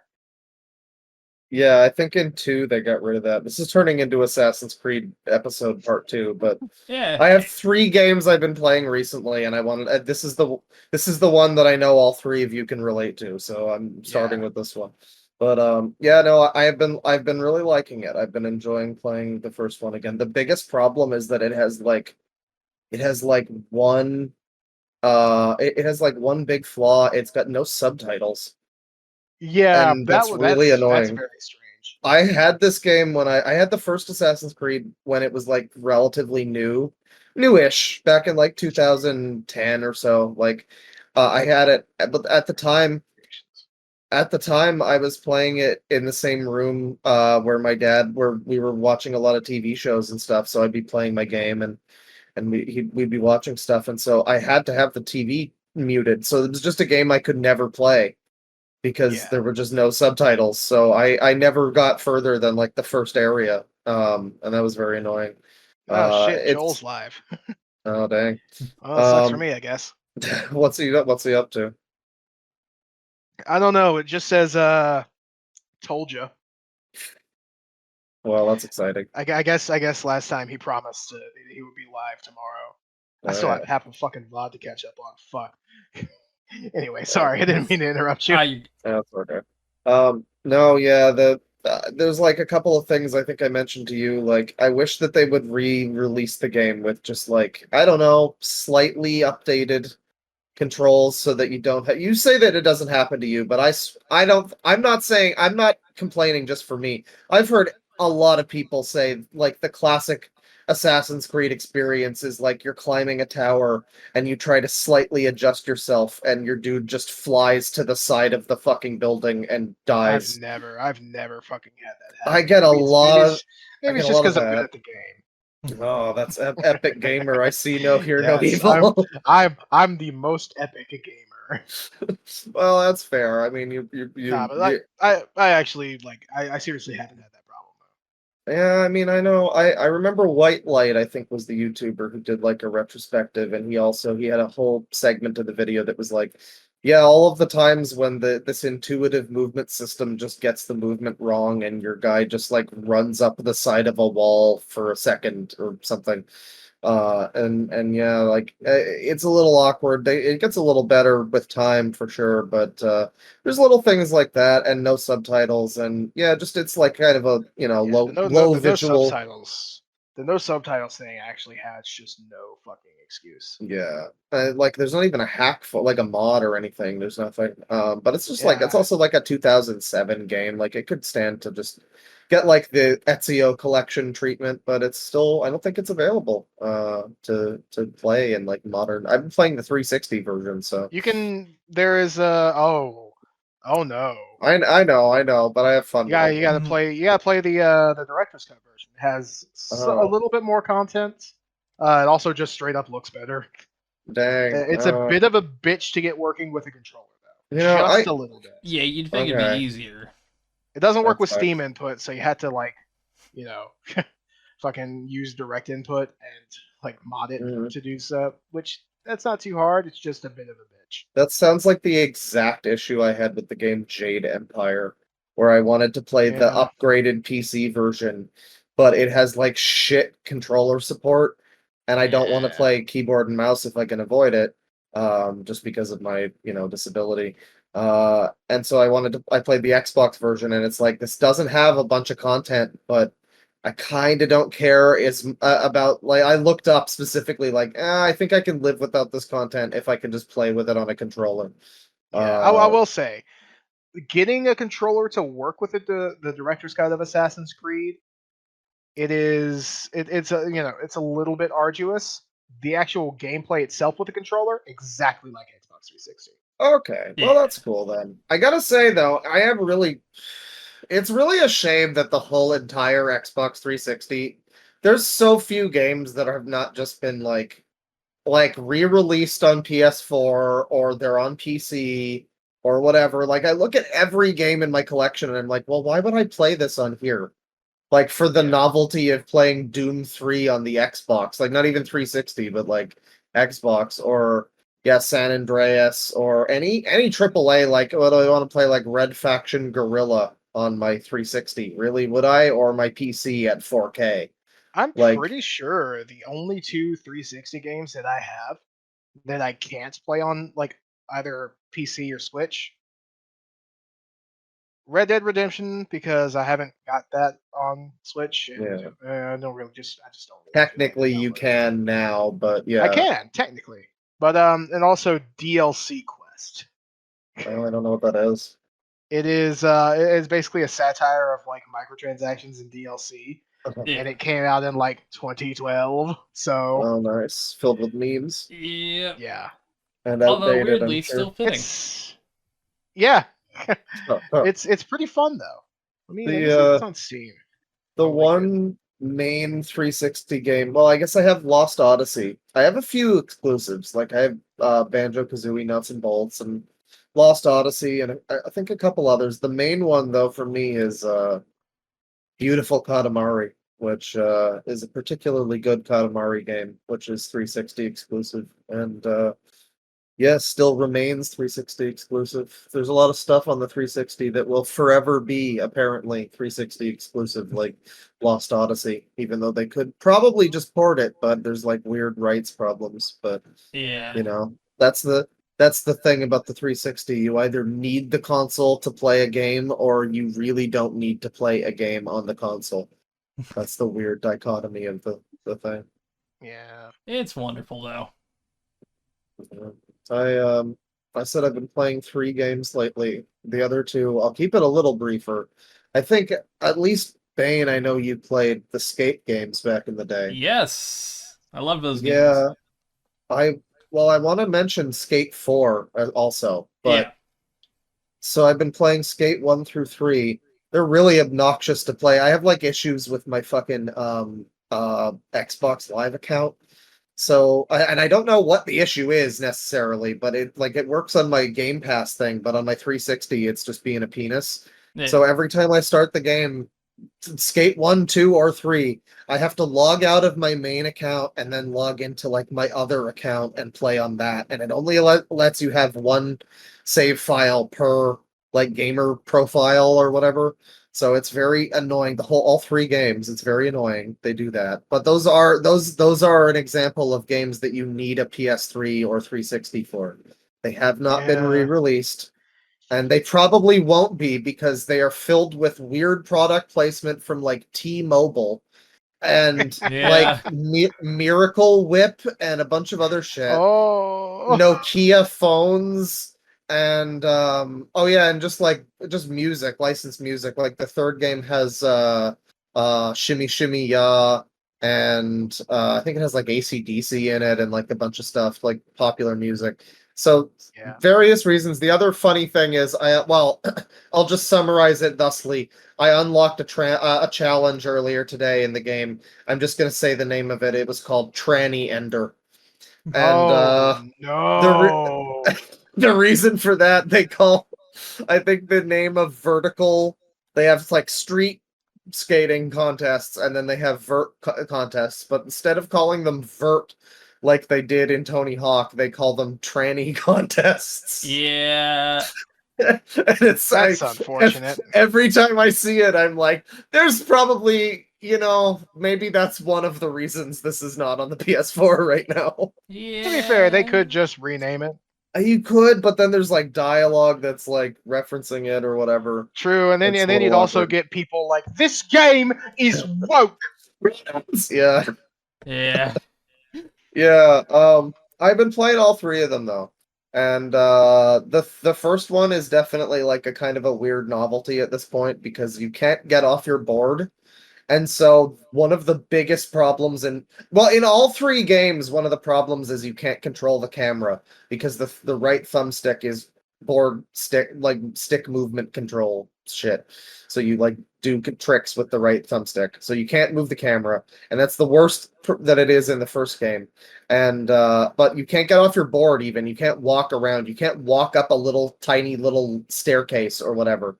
I gotta So find a rail to grind you on. gotta like find weird paths, and it's just so like you'll drop off a thing and be like, man, I have to find a way back up there because I can't just walk up these stairs. Why are there even stairs here? This is stupid. And it's like really frustrating. It's another example of a game like Assassin's Creed 1 where it's like you play the sequels where they have a feature and you just can't go back. You just can't go back to not being able to. It's not even like in Tony Hawk games where you couldn't get off your board because they introduced that in Underground, and I have never had an issue playing like Pro Skater 4 where you couldn't, or I think you could maybe walk in Pro Skater 4 also, but I don't know. Like I never had an issue going back to the old games. Skate 1 is fucking miserable to play without being able to just quickly get off your board and like readjust yourself or whatever. But they're all three of them are pretty fun. It's a shame that they're not available to play in modern ways. Thankfully, Skate 4 is coming out though, and they announced that game in like 2020. It hasn't been quite as long as Metroid Prime 4.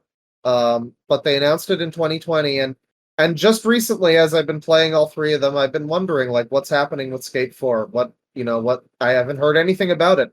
I was actually thinking maybe there'll be fingers crossed it'll be like a wacky situation like where Vinny plays a game and then they announce a new Animal Crossing or something like he just plays Animal Crossing and they like maybe they'll mention Skate 4 at the State of Play. They didn't. But I looked up Skate 4 and up until like the last week, like very recently, they've been posting all this stuff about pre-release stuff and talking about it and everything. Yeah. And I watched a video that summarized Skate 4 and all the stuff we know. There's pre-alpha footage where they're like skating in a big city. And guess what, guys? Excitement all around. You want to hear the exciting news? Yeah. Have you heard the good news? Delayed to 2025. No, well, maybe. I don't know. Skate 4 is going to be a free-to-play, always online, open live service 10-year plan game that is going to have more of a focus on parkour movement than skateboarding, apparently. I hate this fucking industry. I mean, yeah. Here's the thing. People have been playing Skate 3 for 10 years. Yeah, it's still weird. Yeah. It's still pretty popular. So Yeah. they don't really need to do much to make it more successful. Let's really hope I don't fuck that up. All they really need is like a big open city that you can skate in that's fun and allow people to play. It sounds like they want to do what it sounds like, and from what it looks like they're still doing skating and stuff, but it's this thing called flumping, which I don't know why they're calling it that. It seems to just be like a parkour thing where you like swing on bars and grab ledges and stuff. There is some of that did leak recently. I've seen some of that footage. I don't even think it's leaked. I think they just posted it on their channel, if I'm not mistaken. But yeah, like they've talked about that. That's like the main thing they've mentioned gameplay wise, or that we've seen gameplay wise, and it's like outside of it being always online, it's like so the one thing that you've added is just not even related to this like series, this genre. I hope it's fun. I mean, I have no problem with a cool parkour game. Yeah, that's fun, but man, like if it's like a Fortnite of parkour where you can do skateboarding and parkour shit and like there's like creative mode and you can like build platforming skating courses, that would be kind of fun. You know, like custom game modes in multiplayer with your friends, and it's free to play.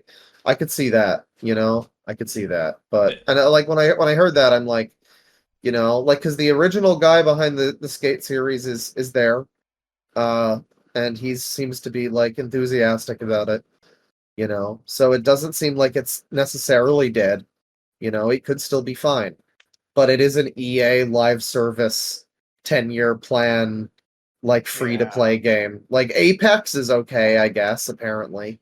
Yeah, you know, maybe. But that's also Respawn. I have something related to that we'll talk about in a minute. But Oh, sure. Yes. Well, the other game I've been playing is Disco Elysium, and I'll just say I think it might be one of my favorite games ever because just, quickly sum up the game, it's just a CRPG that's like a story-based kind of adventure. There's no combat. It's just dialogue, and sometimes you take damage. You take like psychic damage in dialogue where somebody will say something to you and you'll take damage, and instead of like fighting, that'll be how like that difficulty happens sometimes. And you'll get dialogue skill checks and stuff, and all that sort of stuff that you expect from like a CRPG or something like that.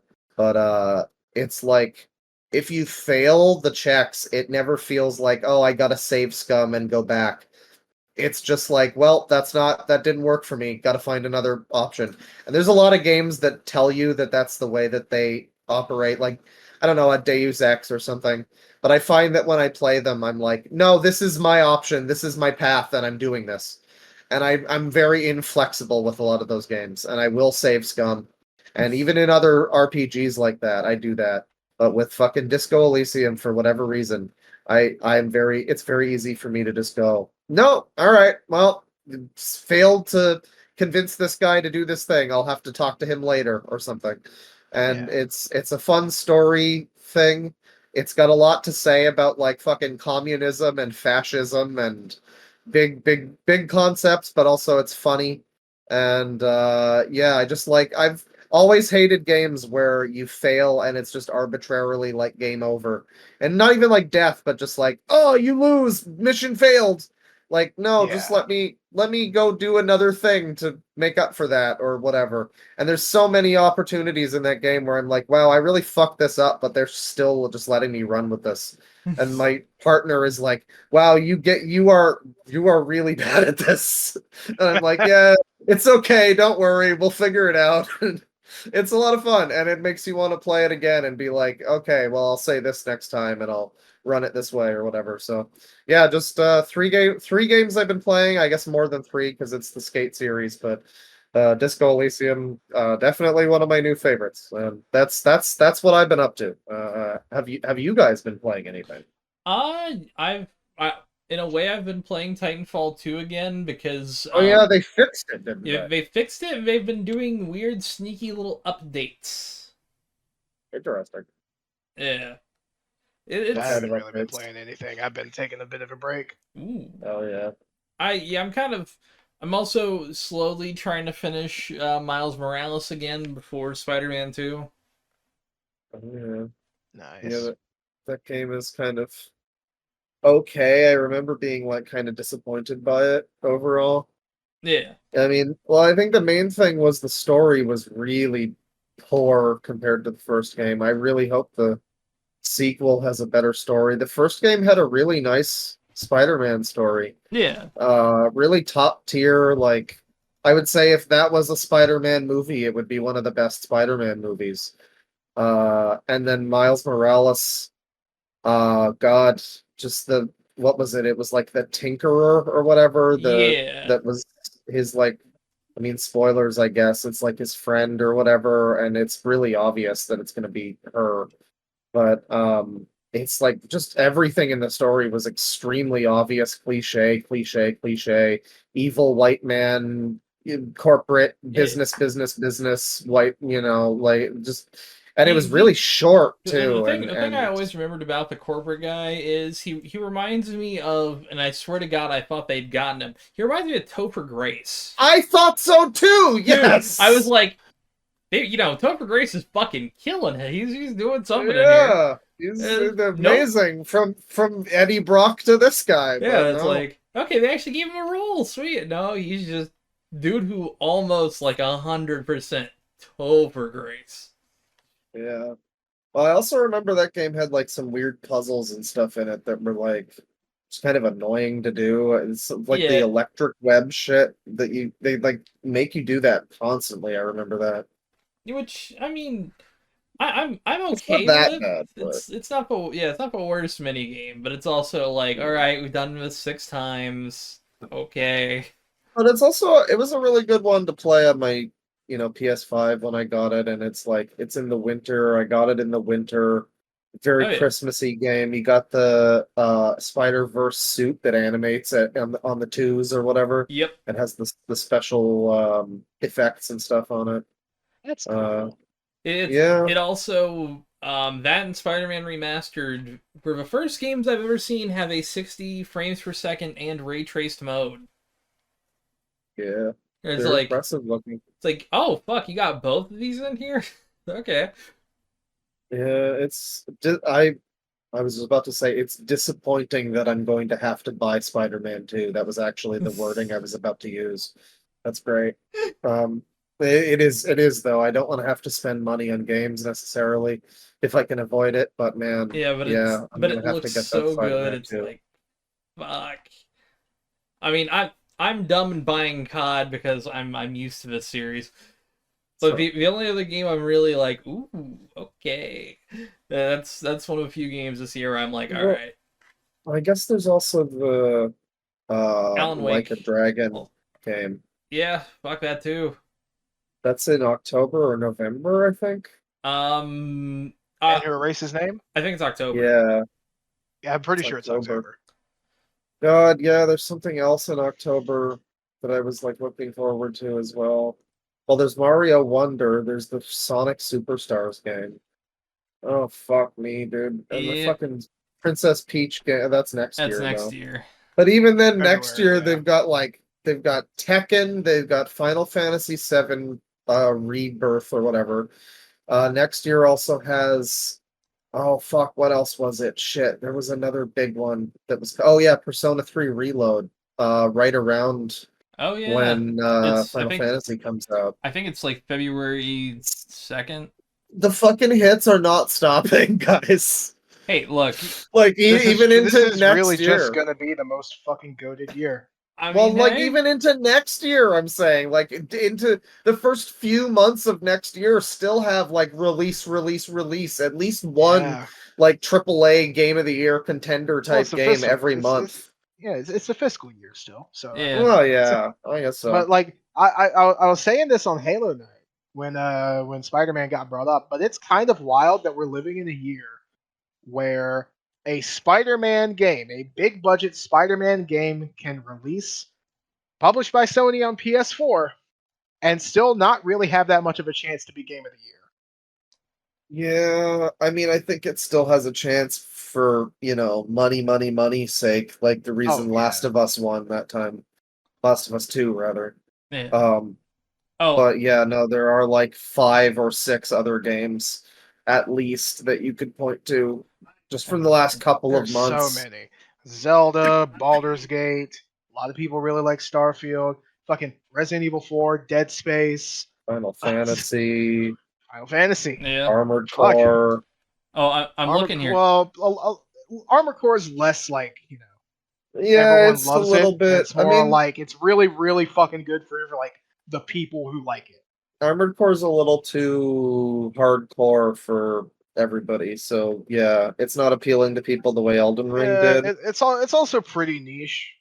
Yeah, but it's for what it is. It's certainly maybe action game of the year or something like that. We will Yeah. have to get in with like our predictions sometime soon Yeah. before they announce any of the nominees. When do they usually announce that? They'll usually 2 or 3 weeks. Yeah. Okay, we so got- it'll we be got a like little- mid-November or something. Yeah, we got a month. Okay, I'm looking here, by the way. Yeah, Like a Dragon Gaiden is releasing the day before Modern Warfare 3's official launch, not the week before the campaign. Yeah, So, hey, my free time is gone. that sucks. Yeah, fuck me running. It's funny. You mentioned Chris Ray-Gun earlier. He had a video recently that was talking about the reaction shit with XQC. And the whole like beginning of the video, there was like a genuine palpable frustration from him going like, I'm really upset that this video took this long because fucking Starfield came out and this just happens to me. And I really felt that. I was like, yeah, where I'll just want to do my videos, but like it's not even, and for me, I don't even have the excuse like this just came out. I'm just like, no, I just really need to play Disco Elysium for the next week. Oh, yeah. You know? Like that Yeah. Disco This is Elysium is gonna like crack happen. cocaine from what little I played. I or liked it. whatever game, but even especially this year with all the big ones, and you want to play like Tears of the Kingdom for a while, you want to play like Ishin for a while. I was on that for at least a week, you know. Yeah. Yeah. Dude, that releasing right between that and COD, it's like fuck. God, Yeah. I'm glad I don't have a social life. Yeah. Yeah, that's very thankful. And I'm looking So here. we're running up on 2 hours now, but I still have like there's still the big thing. We Oh haven't even yeah, gotten what's the to the big big thing? thing yet. Oh All right, fuck. so Yeah. there are a couple things I do want to really quickly glance over first. Yes. So you guys know the Wolf Among Us? Oh. Yes. Yes. Word. Fuck. What is Funny it? haha Words emphasized for engagement. But Yes. Right, so the right. Wolf Among Us is created by a guy named Bill Willingham, and it's a whole series called Fables. He just made that entire series public domain, Hmm. Oh the shit. whole ass series. So if we want to, we can just be like, hey, Mr. Wolf Among Us guy canonically says that Loud Equals Funny is the best podcast on the block. Hey, Yeah, I we mean, could do Wolf Among Us fan fiction and just make it technically canon. Yes. But he did it because DC released something that was incredibly similar to his shit. Either that or like they just decided that they wanted to like actually fuck it. I'm just gonna oh well never mind. Thank you, screenrants.com 502 bad gateway. Huh. I guess I'm not gonna know the context behind this. Always a But pleasure, Screen Rant. from what I'm hearing, there's some issue with DC using his shit or like yeah, basically copying it. I saw something about that. Let me find it again real quick. It's so Continue. fucking cool that instead of just like suing DC because he'd probably fucking win, he just said, "Fuck it, everyone owns it now."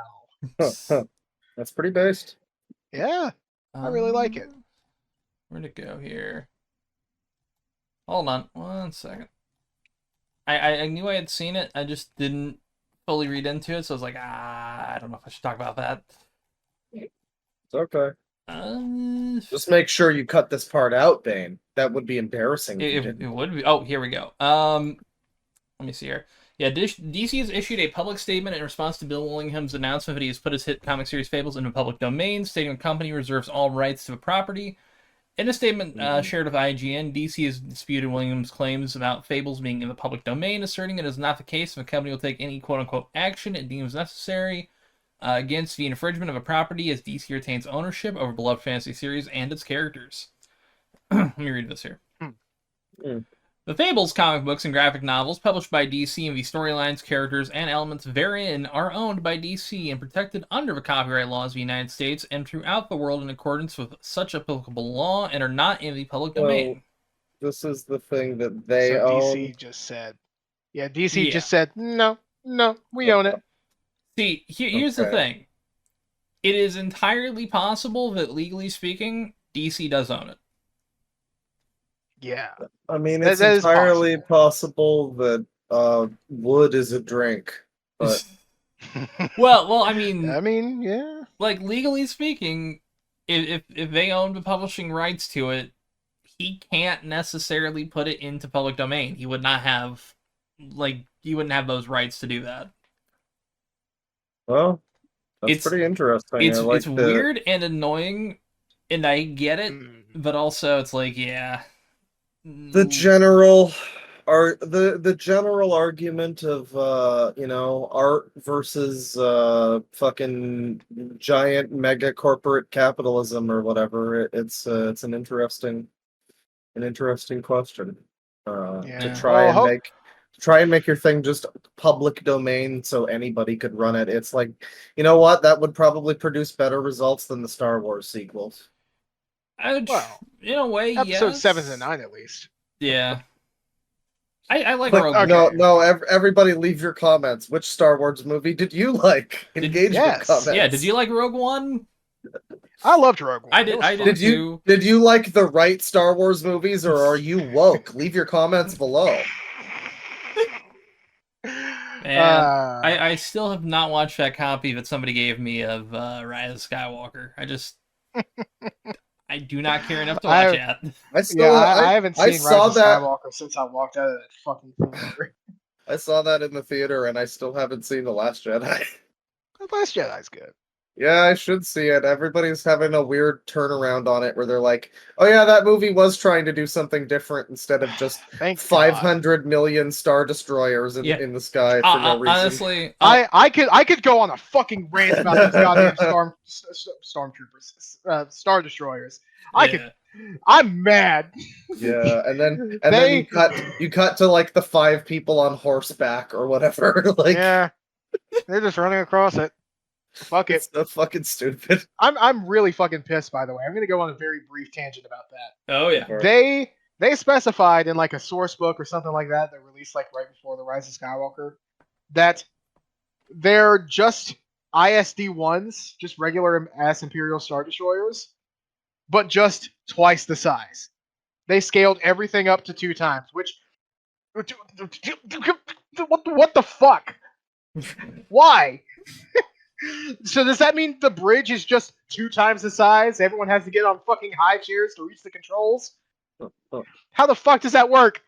Oh, I guess the people are bigger too. What? Yes, Okay. yes, actually. I mean, what about Palpatine like just employs giants. Yeah, he just hires those like weird, freaky clone people. Like, Yeah, I mean, shit. If he can fucking come back as a clone, anything's possible. Yeah. Fuck it. Who All the cares? ships are staffed by Snokes.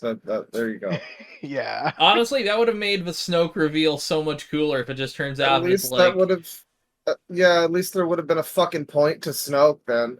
yeah. Well, turns out Well, Snoke was just like a failed clone. Yeah, but he was just a failed like, Palpatine clone, but he looks completely different. And he Yeah. acts completely different. I mean, I could see the looking different, but the acting different ones where it's like, okay. Nah, yeah. Well, because it being a failed clone, like that makes more sense that it looks a little different. But The way you're describing it, like he's a failed clone, did they say that in the movies at any point? They implied it. yeah, They implied it. I would love, because it sounds like they're trying to go to some extent, like in, I don't know, comics or something, to They did a bit fix of that in some Mandalorian. shit. Yeah. Yeah, where they're like, the sequels weren't bad. See, this happened because of this reason. Like, oh, that's why this movie was stupid. Okay. Yeah. I would love to see like I don't know, something that analyzes all of the fixing of the sequel trilogy. That'd be kind of funny. Have either of you watched the Andor show? Because I still would like to see I've that watched eventually. I've watched the first 4 episodes. From what I've heard, that's the first like arc of the show. yeah. And I really want to watch more. It's just I want to watch more with my friends, and they always want to watch stupid fucking meme videos. That's fucking And Key and annoying. Peele, which to be fair, Which, hey, Key and that's Peele based. was fucking great. Yeah. Yeah. Oh yeah. So you're liking it though. Yeah. Dude, you it was put Key and Peele or like fucking workaholics on. Yeah. All right. I'm just gonna watch that for 12 hours.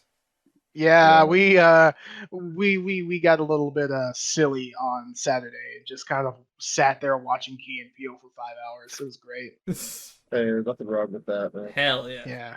No, I've heard that Andor show is like one of the best Star Wars things in years. That I'm like, Yeah. what, Mandalorian season 1, and I've also heard really good things about the new Ahsoka show. there's I've heard good things. That's out. Yeah. Okay. Yeah, I think it's a couple up to episodes. at 5. least. I think. I don't trust them with a show like that because that seems like they're just gonna fill it with ATSTs and Baby Yodas. Oh and yeah. we There's a could- shit we- ton of poop shitos, but also apparently it's like Yeah. good storytelling. Yeah, apparently, Okay. apparently Storytelling the gloop plus shittos gloop are shito. interesting.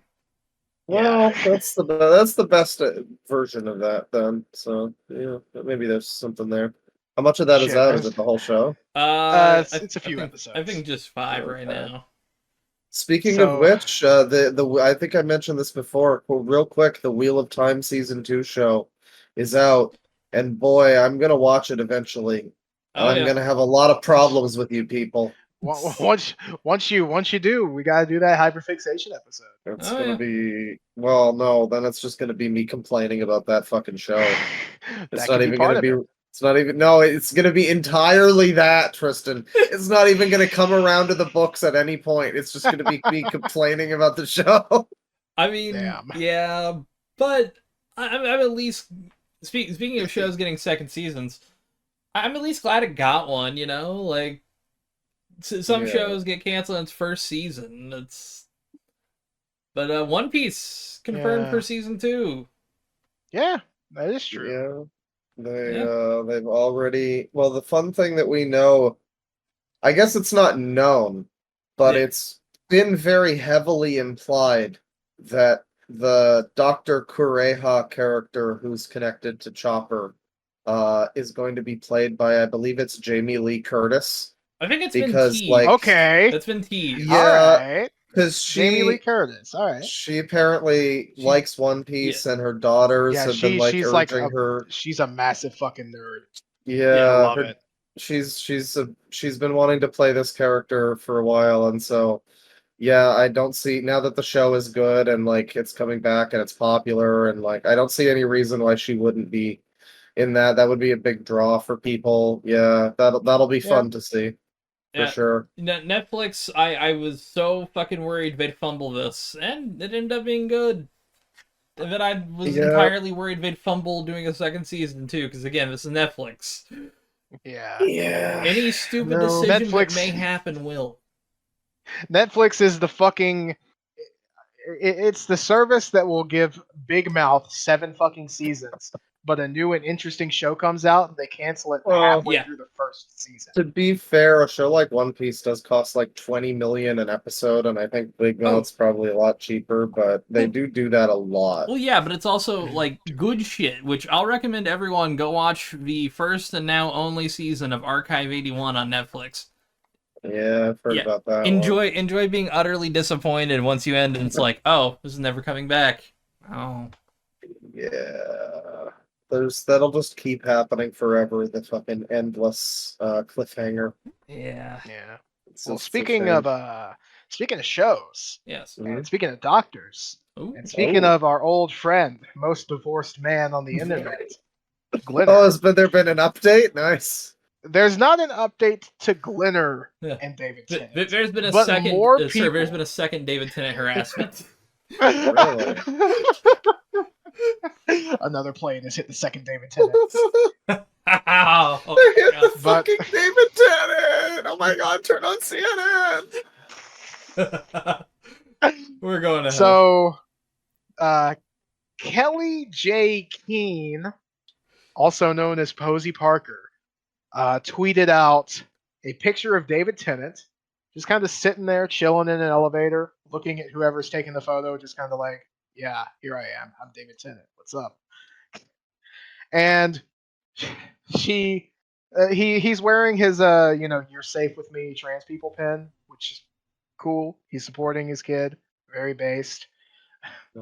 And this wonderful person, Posey Parker, having a history of being a shit online, says his pin reads, "Hey little girl, you want to see some puppies?"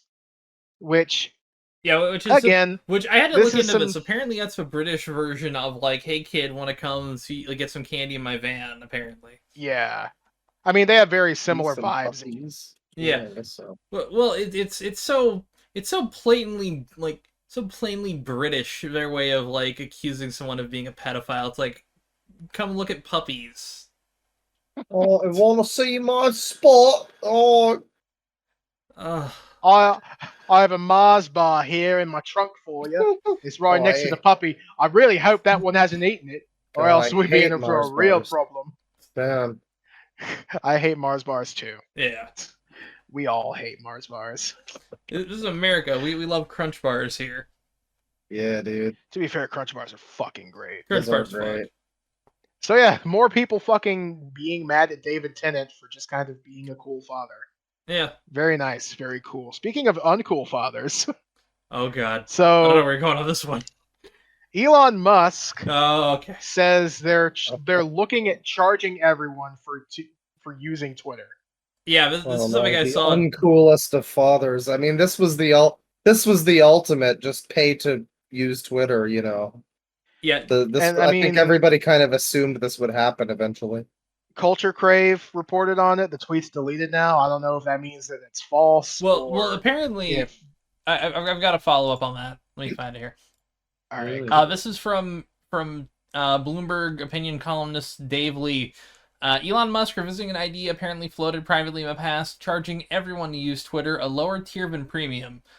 Quote, "We've been moving to a small monthly payment for use of the X system," he just told Benjamin Netanyahu, saying it's the only way to stamp out bots.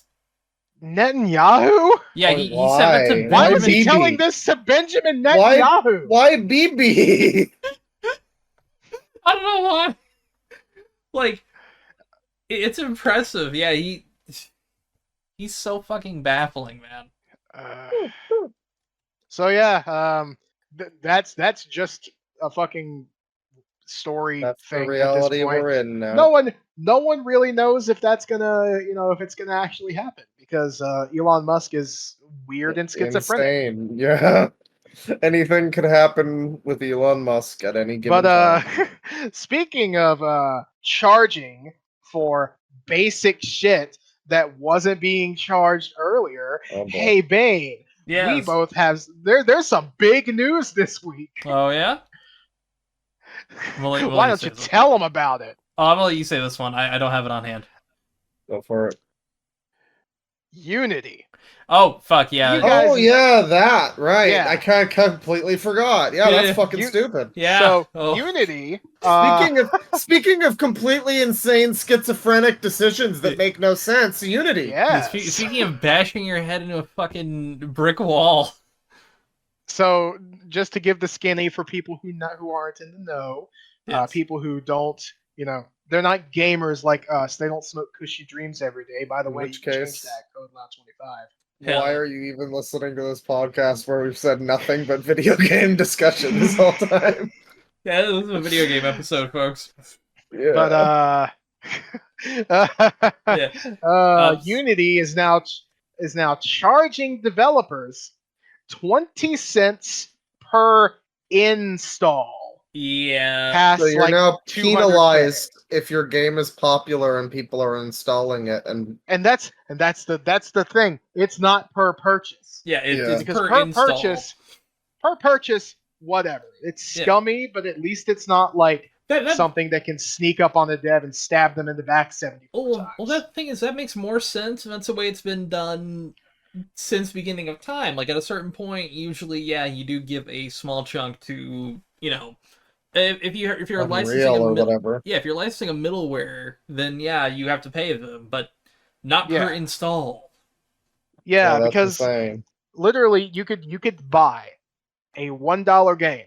Yeah. You could install it. Now, after let's just say that the developer gets $1 after fees. Yeah. So you install it.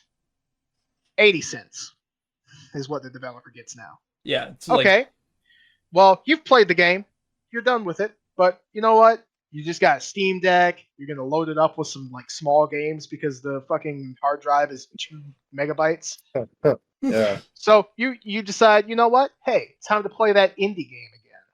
You install it onto your Steam Deck. 60 Play a cents. little Disco Elysium. Yeah. 60 cents, please. Small indie install- developer. You install it on another device a couple years down the line. 40 cents. And you know what? Let's just say you install it 2 more times a little bit later. You've upgraded your PC. You want to play this pixel art indie game at the maximum resolution possible. That's 20 cents. And then say you install it one more time for good measure. Maybe something fucked up with the first install. Who knows? Now the developer has made $0 for your one-time purchase of this game. yeah. And then Also, like, this yeah. massively fucks over free-to-play games because Yeah. not that many people who install free-to-play games, get the microtransactions, the fucking, ads or whatever fucking bullshit. Like, not all of them will pay that. So you could potentially be losing thousands of dollars because you just had a whole bunch of people downloading your free-to-play game. Well, and then you have situations like that game. I don't know if it was made in Unity or whatever, but you have that game, Goodbye Volcano High, where everybody was making fun of it for looking like an SJW game. And like you can imagine that any situation like that, it's going to be like, all right, everybody, remember to install it 15 times. Yeah, the Guys, day it's this on happened, sale. Just buy it and install it 26 times this evening. It'll be great. the day this happened, people were bringing up like a shit post from V from way back in 2019, and it's it's green text, pirate game, delete it and download it again 9 more times. Company loses $600. Just wow, literally. just making fun of fucking how people view piracy. Because you're not stealing, you're copying. And that's the way it works now. Wow, piracy is better than buying the game now. Unity oh my God. made it fucking real. Well, yeah, I mean, and the thing is, they did not read a fucking room. Unity, see, the thing, Unity isn't just the engine in a lot of ways. Unity is also an ad company too.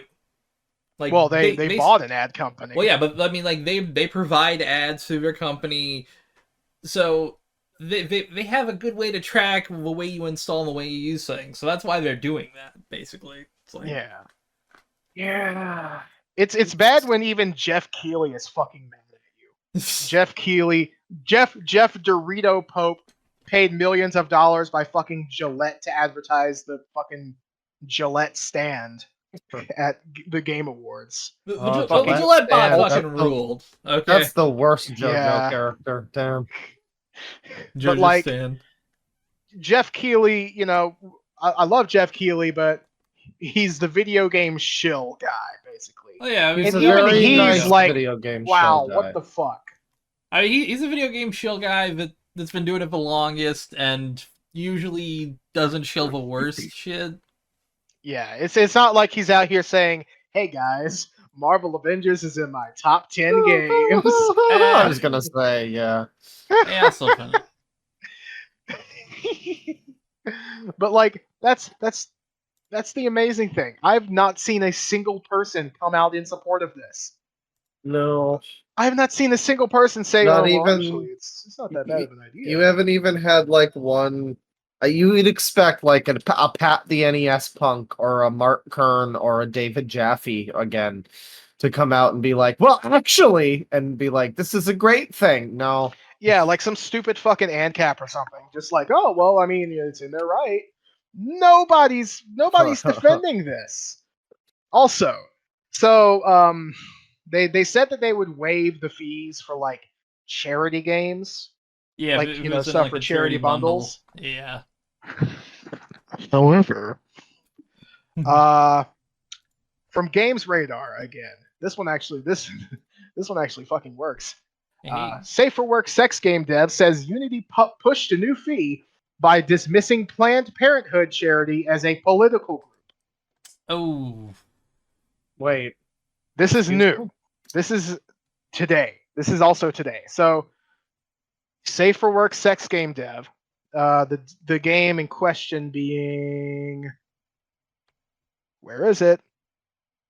Where's the name of the game? Originizer. That's great.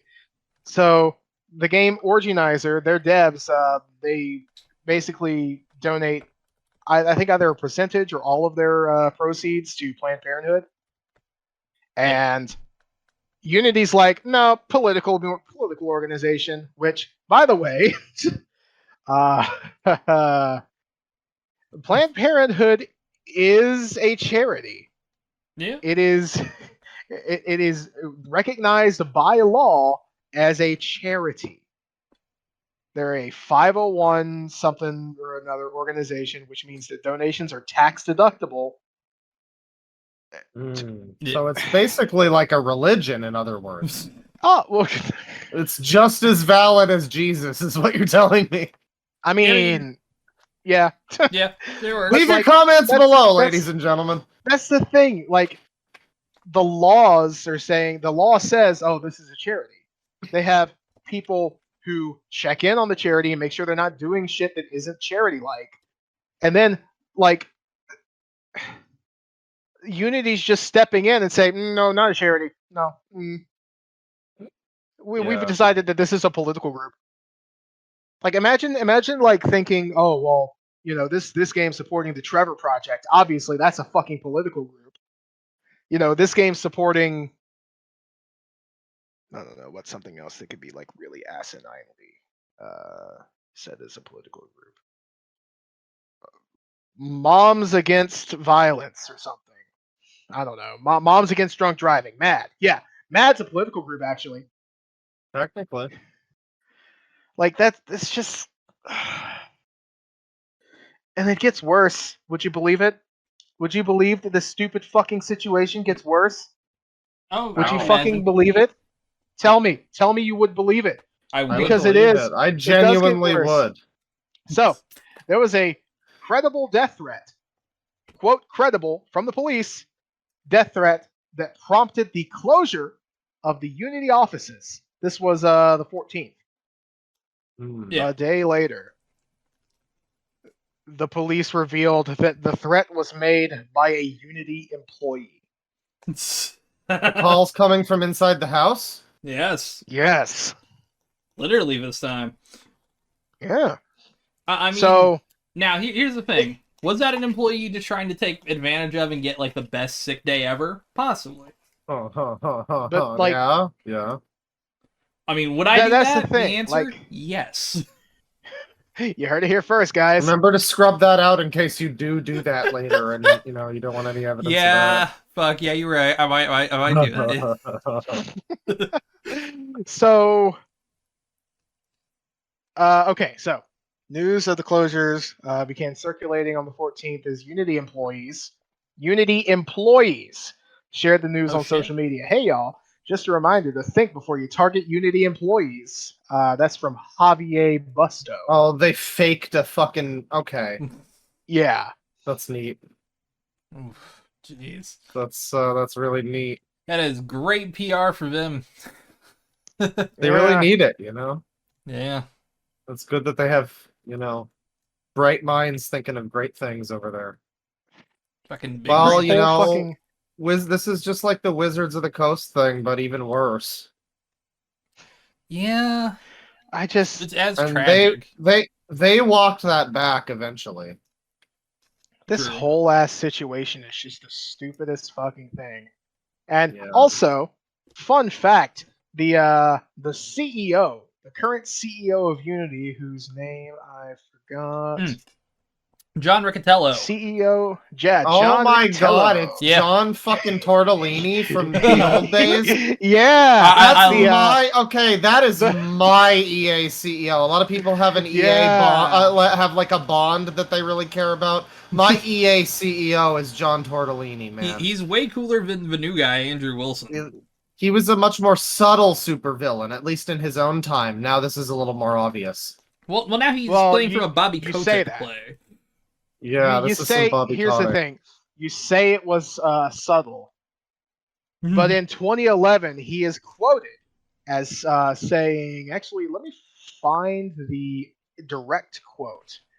Was it John Riccatello? I know what you're talking about. I don't fucking want you to access my location, Google. You already know it anyway.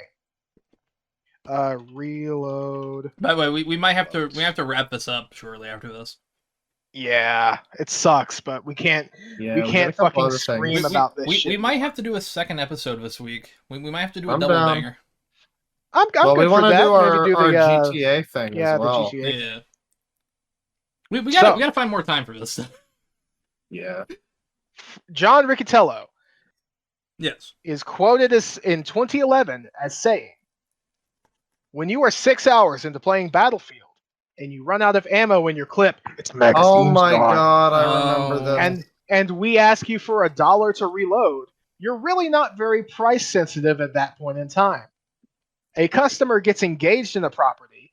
They might spend 10, 20, 30, 50 hours in a game. And when they're deep into the game, they're well invested in it. We're not gouging. Are you sure about that, John? Are you sure about that? but we're charging. And that point in time, the commitment can be pretty high. But it is a great model, and I think it represents a substantially better future for the industry. So now we know where he got that idea. Yeah. He got it Well, himself. Here's the thing: if he'd been talking about MMO players, they would probably do that. Yeah. Some of them. MMO players are all on some copium. Yeah, but I love Yes. I love the fact that the way he describes that. I mean, it basically sounds like he's just admitting to like exploiting people with addictive personalities and addictive tendencies. Oh yeah. It's like, yeah, you know, you're not really in a position to complain at that point, are you? Pay up, fucker. And here's the thing: if this had been like when Battlefield was at its peak, like around then, probably there were a few people that would have done that. Try Battlefield now. Ugh. Wouldn't have been at its peak for very long, but now it's, don't worry, it already does suck now. Yeah. Maybe they should implement it. So might improve. That's John Riccitello's past. Let's take a look at John Riccitello's present. Although I don't think I'll I'll have much of a days. future after this. Well, yeah, I don't think he has a future. But not a threat, two or not a three- bully, not a bully podcast. not a threat. He's just probably going to be fucking fired. Yeah. Yeah. But And hopefully lynched by an angry mob in Minecraft. Well, But not I by mean, us. Not by us. No, not us. in the We best- would in the talk best about case it. scenario. I hope we get to talk about it. We aren't going to do it though. Yeah, not a threat. Trademark. So 2 days or so. I don't know exactly when. I don't feel like looking it up. It was very shortly before the announcement that Unity was just going to be, reaching into the pockets of the devs, taking a, just a quarter out. You're not going to miss it. In fact, we'll give you back the dime. We're only taking 20 cents. We're just going to do that 5 times a day. Fuck it. Yeah. But when a couple days before Unity announced that, Oh, yeah, it was a week before. By a week before. Okay, John Riccitello sold 2,000 shares of stock, Yep. and so did a lot of the other shareholders, Oh, I see. Yeah. So which is like some insider trading bullshit. yeah, Interesting. according to Guru Focus, who keeps track of a lot of these, he's apparently also sold 50,610 shares this year and purchased no new. How about that? Yep. That's some How- pretty interesting timing, John. How Someone- do people get accused of insider trading? What needs to be, because that seems pretty obvious. This is almost blatantly insider trading. Also, these names, I'm gonna say these two people's names who also sold them, and I'm not making these names up before anyone fucking accuses me of anything. Is one of them Terrence von Higginbottom? Oh, it's worse. No, I wish. One of them, Unity's president of growth, Tomar Barjeev, sold through. Tomar! Yep, sold 37,500 shares for roughly 400,000 million, 1.4 million. 400,000 million. Yep, 400,000 million. I fucked that up, but 1,406,000. And then board director, and I'm not kidding when I say this name, Shlomo Dorvat. Oh, no. Yeah, you notice why I fucking. Shlomo Sheckelstein. you know why I Fucking prefaced that. Dorvat. Well, we say a guy named Shlomo sold his stocks. I had to preface that. Boy, fucking vague. Jesus. Yeah, he sold 68,454 shares on August 30th for around $2.5 million. Well, yeah, that sounds pretty fucking bad. Yeah. I don't know. I don't know about kinda- that. So they're just tanking this company, and they're gonna take with no survivors. Because the other thing is, a lot of companies, I forget what game it was, but there was a game that was basically like, yeah, we have to cancel release because we were going to be on Game Pass. Yeah. And if like a tenth of Yeah. the people who use Game Pass install our game, then we're in a lot of trouble now because we're on Unity. I'm trying Yeah, to find. I think it was the aggro crab people. Yes, that's Yes. the game. Aggro Yeah. Crab. And then we also have the Slay the Spire devs who have been Oh, working on no. a new project for 2 years. Oh, They are- Jesus. They're moving away from Unity. Okay, well, as long as they're still making it. Yeah. Yeah. And then the Cult of the Lamb developers said that they're just going to take their shit off of stores. Yeah, if they on kept doing the, that. yeah, on the first. Interesting. Yeah. By the a way, lot of this people are- Just This abandoning this it. goes into effect on the 1st of January 2024, I believe. Yeah. They I mean, as long supposedly as have they said don't they're going to change reverse it. it. Supposedly they've said this was 6 hours ago. Unity apologizes for confusion and angst caused by new runtime feed. Oh, please. Yeah, they said That's that they just will. like that's like Netflix with their apology, and then they just did it anyway when people weren't looking. Yeah. They said here that they will change the policy but did not outline any planned adjustments. I have to link this photo of John Riccatello's face 'cause it's great. Oh, he looks so Oh, it's that He looks- sad. one, right? Oh, Yeah. Emperor Palpatine, you can't fucking skin another child this month. Oh no. God, I wish I didn't already finish the fucking thumbnail. By the way, let me post that. He looks like a real scumbag, in my opinion. I don't Yeah. think this man is very cool, in my opinion. Cool aliens, though. Oh, yeah. Oh shit, I saved that as a PDN. Hold on. Well, Starfield again. I do think this Save might be time to that. wrap it up, though. But Yeah, Yeah. sadly, this was a fucking this Jam this was packed. Sorry, I went off for on games for a little bit, Oh, but I you're had a great. lot to we're say. chilling. We're chilling. We're Yeah, hanging We're out. we've been chilling. Time. You know, people really do like these episodes where we just ramble about shit. And hey, I'm okay with that. Hell yeah. I had a fun time. We need to do another one maybe tomorrow, or I don't know, sometime soon. We want to do the GTA one sometime soon, where we Yeah. talk about. Oh, If you listen to our Assassin's Creed one, the GTA one, we're gonna discuss because 5 just turned 10 years old, and Yep. we're gonna talk about that and the whole series and all that. And we also have more things to cover for like another full normal, episode 17 or whatever. Yeah. So yeah, a lot of shit coming. Well, but yeah. I was gonna say something that I completely forgot. Damn, Damn. that happened to me earlier. Well, Fuck, what was I gonna say? Yeah. Damn it. Damn. I will, Oh yeah. Yeah. I'm stupid. It was a scheduling thing. But Hmm. like Tuesdays a day I take off from the gym anyway, so Oh shit. Yeah. I'll be fine for I'm down for tomorrow. Yeah, for me. sounds good. So what I'm Yeah, gonna Works do for is me. this will be up on Patreon immediately without even the ad cut out. What's up, patrons? Yeah. By the way, Hey. I don't think we everyone have who's one listening currently, but in, we're gonna get one. soon. everyone who's listening in, subscribe to our Patreon. Yes. Help us help you with Patreon.com/loud having a bunch equals of funny. fucking shit ton of podcast content. Yeah, the more Patreon support there is, the more we'll The more we wind can- up doing. Well, that and the more we can put out. Yeah, the Yeah, more honestly. we can. Yes. Because it is 'Cause- ultimately like our Bane's got a job and Yeah, I'm everything. in a wage cage 10 hours a day. Yeah, Claw has his streams, Yeah, which of course, and even- obviously, he only does for money. Obviously, yeah. There's no Yeah, of passion or course. love in that, Yeah. and I am completely. All of my opinions are actually just Hassan's opinions. Yeah. Actually, You I just- actually used to be based before they paid me off. Yeah. Now Yeah. I'm cringe, sadly. But Yeah. Well, See- I mean, that's- hey, that's why at there's a least- time at least you delay. can afford a hip replacement. yeah, I don't know why you'd want one, but you can.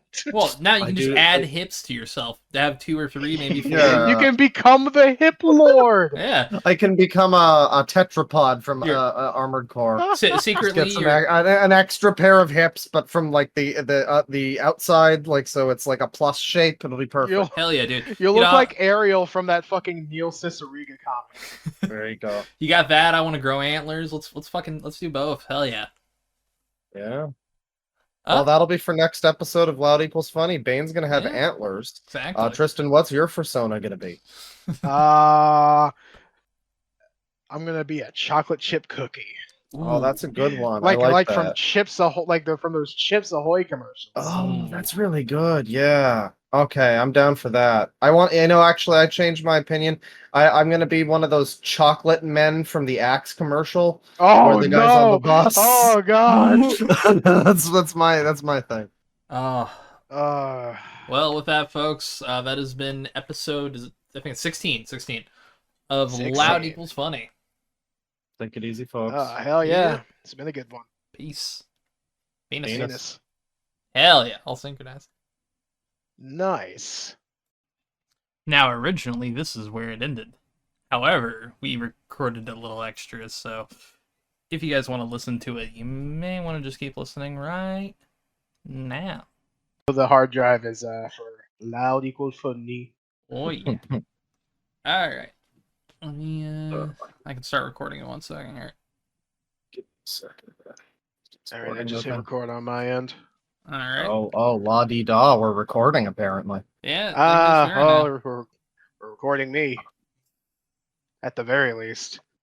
Well, I am now also recording. Yes. Are we gonna do GTA or just a standard one? I don't think we talked Well, we about should this. probably. Wait, there's a standard one? Well, What? I don't know if we wanted to do like a follow up from what we had still from last one. I didn't Well, know. yeah. Oh, well, I since- got through everything that I had. Since this morning, there's been news about Xbox that's pretty fucking notable. True. We But could also, we could just record that and pin it on to the second one if we want to make it a whole 3 hours. Yeah, I mean, the only thing I've seen is that they're already planning for next gen, which is pretty cool. no, there's like an Yeah. email with Phil Spencer where it's the board of directors is urging us to buy Nintendo and Valve Well, as well, well yeah, as TikTok. Well, so these were ideas that they had because. Well, these are ideas that they had, but then Yeah. they wound up actually proceeding on a number of them, like buying Activision and fucking. Well, I You mean, know. but that's also not like. It was kind of, they had talked about like looking into buying Behavior and a few other companies. So that was one of them they did before this leak. And then this one is them showing like, hey, all right, here's the possibility of who we want to reach out to for this, and then here's who we want to reach out to for Game Pass deals. Well, also importantly, there's the giant fucking L they took when they made some ad about like, why do you need disc-based games? Just stream them from the cloud. And one of the games they showed was Jet Set Radio Future, which is not available on Game Pass. Yeah. And they had to take down the tweet because everybody was clowning on them. And there's also the mid-gen refreshes, which aren't like spec upgrades. It's essentially a slimmer discless Series X, and then Which is already what the Series S is. yeah. Well, it's probably going to be the same. It's spec-wise Series X, but discless.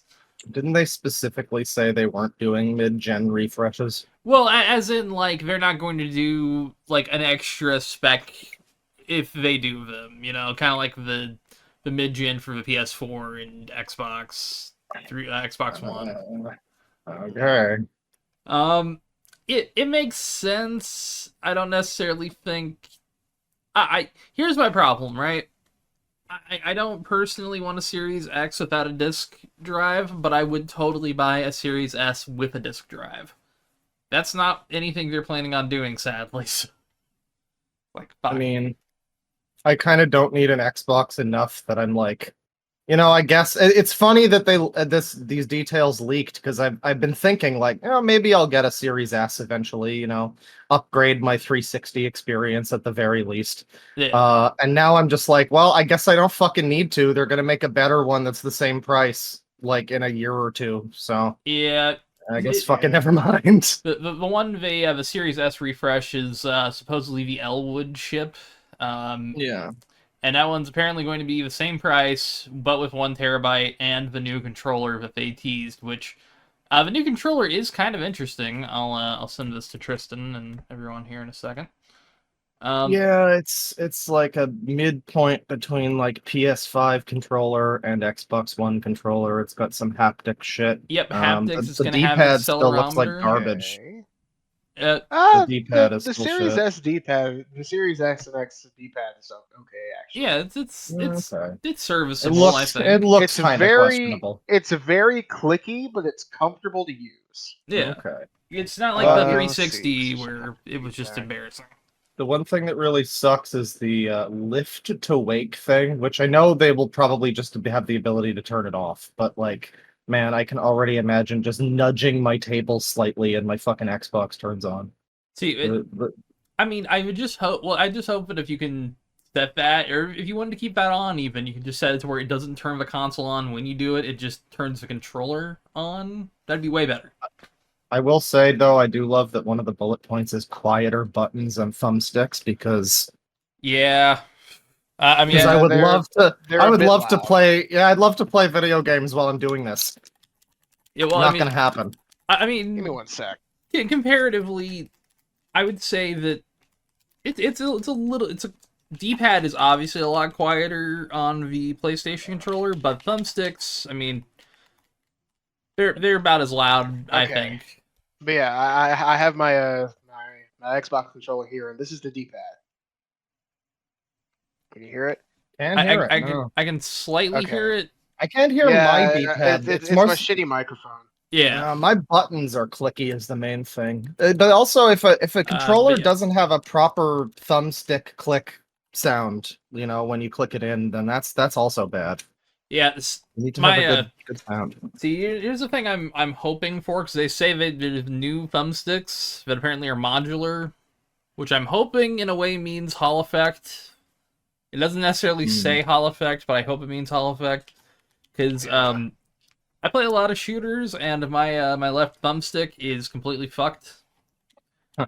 Yeah, it doesn't even make a sound when you push it in anymore. So, Oh no. Yeah. The thumbstick equivalent of when you gape too hard and now you can't fart anymore. yeah, Honestly, the I prolapsed anus of controllers. I fucking hate pushing in the left stick to sprint.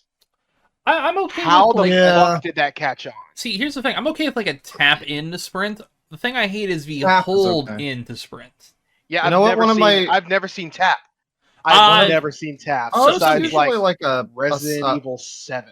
It's usually like a toggle. I don't know. Yeah, it's sometimes I in think the settings. the worst thing for me ever has been Witcher 3, where you have to like click your stick twice to get on your horse, Yeah, which is really That's fucking dumb. stupid. That's fucking stupid. It's What the so hell? dumb because they don't have anything in the game where you just click once. So you have to arbitrarily click a second time, even though there's nothing for it to get confused by that you would just click once. It got really on my nerves. What I want to know is, well, actually, two things. Is that middle button between that's probably like the share What- button on the Yeah, yeah. I was wondering because I'm looking at mine and I don't see the share button on that one, but I do see that little Tic Tac looking ass thing. The little share button is also a little different than the current series controller, because it's like they've spread out the buttons a little bit more. It's a little more squatter on the series one. You know, we're well past the PS4 controller, but I still have to say, Yeah. man, what a stupid fucking controller that didn't have a start button and forced you to just press this giant options. pad in the middle as a select button. Yeah. You know, it's I hate it. honestly that's literally what it is in every fucking game. It's like, oh, it's just a giant select button. Just a big ol' slightly touchy select button that Yeah. you might be able to swipe on. If it's a first-party game, it might have some swipe abilities. Yeah. Oh, yeah, Maybe if it's if a it's first party. If it's a first party game, Maybe. it's going to definitely have those, and no one will want to have any fucking use with those. It's like, really? I mean, I remember liking the swipe thing in Infamous Second Son, and that was the only time I've ever liked it on the PS4. yeah. That was like a holdover from the shit they were trying to do on the Vita with that back touchpad thing. The back touchpad was kind of goofy, but some games used it okay. Yeah, more than the PS4 at least. So another thing I want to know is, it says accelerometer. Yeah. Does that mean we're finally getting a fucking Xbox controller with gyro? It seems I like would it. assume so. That and haptic God, feedback. Thank God. A lot of people fucking hate gyro. Those people are wrong. See, I Yeah. don't like using gyro for aiming, but I totally get it. I mean, I guess I that's like fair. having the option. I like having Yeah. a little gyro. I've seriously fucking met people who don't even want the option. See, Just like not wanting your pronoun option. See, here's an interesting one that I've never seen tried, but Funnily enough, the same person probably doesn't want the pronoun option either. probably Yeah. not. I'd love to see, because they've also, there's a list of prototypes or things they've teased, which includes a one-handed controller. If I can try to cool. find that again here. Here it is. I mean, most importantly, I'd say is their planned handheld device, yeah. which I think they said something to the Yeah. effect of like portable PS4 kind of deal. So Yeah, see, this is the thing that they're teasing here is like, there's like a their controller. their handheld thing is basically just a Steam Deck, but with Xbox controls on it. I mean, hey, business-wise, it makes sense. I'm down for Yeah. that, honestly. I hate symmetrical thumbsticks so much. Yeah, what the fuck is the one-hand controller that looks like the Looks like a Oculus Go or whatever? It looks You like know a what weird fucking spoon. it reminds me of Yeah. like the TV remote, like the DVD player remote that Yeah. they used to have. Yeah, it does. And then there's the mobile controllers too, which look like Joy-Cons. Yeah, Yeah. those are just It Joy-Cons. looks like Xbox Joy-Cons. what it looks like is that would Xbox- connect to your phone essentially. Xbox Kinda like is a- like, I'll find it. Nintendo's doing some interesting stuff. Where is back? Gyrometer. Oh, Yeah, we could do that's- that. I mean, hey, Joy-Con. We could Also, do that. Xbox official gaming keyboard and mouse. Interesting. oh yeah. Yeah. That makes sense considering, that the Xbox itself is dead in the wake of PC gaming. The thing it reminds me of is the backbone controllers. The Oh little, my god. That looks like a specific type of like shitty Bluetooth controller that you see on Amazon Wait, when you're is looking that for like their- a decent one. well, but that's Is not that the theirs. It's, actual thing? well, it's not theirs, but this is one from a company called Backbone. Okay, Oh, yeah. So it's like the same kind of thing, I It's guess. the same kind yeah. of thing essentially. Well, this actually makes sense. I'm surprised they hadn't put something out like that already, considering their focus on like Game Pass on phones. I guess you can like pair a 360 or whatever Xbox One controller, Yeah. whatever. But yeah, I don't know. This does make more sense. This is a little more convenient. Microsoft's been really big with a lot of these companies trying to get them because I think you get 3 months of Game Pass Ultimate for free whenever you get one of these. Yeah. So it really Well, that's wanted to pretty try to get that helpful. They're trying to get the growth, you know. That's pretty helpful. Once Half-Life 3 and Mario 64 2 wind up being Xbox exclusives, it's going to be great to play them day one on Game Pass. Exactly. You might as well get in good with the giant evil corporate monopoly now and, get a Game Pass deal. when you I can. think it's really is just trying to figure out which corporate monopoly you want to get in with, you know. Yeah, it's like picking your class at the start of a game. It really is. Figure out who you're gonna get your buyout from, you know. If you get your buyout from what is it, Embracer Group, you may go under easily. If you get your buyout from fucking Nexon or like any of those, you might just wish for death. Oh, but yeah, there are fates worse than death. It isn't being acquired by Nexon. Being forced to be slave to the Tencent. Nexon Counter-Strike, if you remember that fucking free-to-play game thing they did. I don't know. And you're forced to work on Oh. that for years. Nexon Counter-Strike is probably the future we can hope for from Microsoft-owned Valve games. So there you go. I just don't think that part will ever happen, you know? Oh, they really want it to. Oh, I mean, hey, you know, And Phil ultimately, Spencer they does... have the money to make anything happen. I mean, you got the money, but you gotta hope the corporate interests are aligning with you on that end. Yeah. Not sure it is. I would say we should truly hope that they are not aligning. Yeah. I kind of honestly just don't. I mean, I don't mind them getting Activision because it's honestly a better faith in Activision. But it's like, all right, after this, slow your roll for a bit. Chill the fuck out. It's like, Yeah, I don't know. It doesn't look like they're chilling. It looks like they've got plenty of plans. And the sad thing is, everybody kind of liked Phil Spencer, and we're like, oh, they're doing good things for gaming at Xbox. And then you look at this letter thing, I mean, and it's just like, he's the smartest we're gonna completely dominate all forms of tech and own everything. And the board of directors is very emphatically happy about this. Well, yeah, Thanks, I mean, he's probably one of the CEOs that's like the better in betweens, if that makes sense. Where it's like actually decent for consumers, but also actually gets what the stockholders want done. I don't know that not owning any of your video games is decent for the consumer. Well, that's They're what the push. stockholders have wanted on every company for years. Like They're really trying to that's the push goal. hard this whole.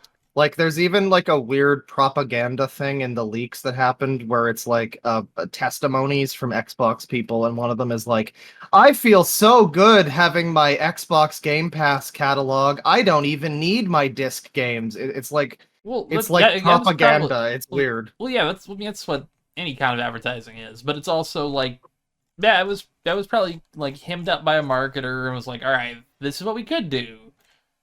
I don't know. Microsoft still has a decent investment on selling a physical medium. Same with Well, yeah, Sony. It's just the thing yeah, is they want to people have to buy physical games for them to actually understand that. People don't do they that want to anymore. sell physical media, so they put their games on PS5 now.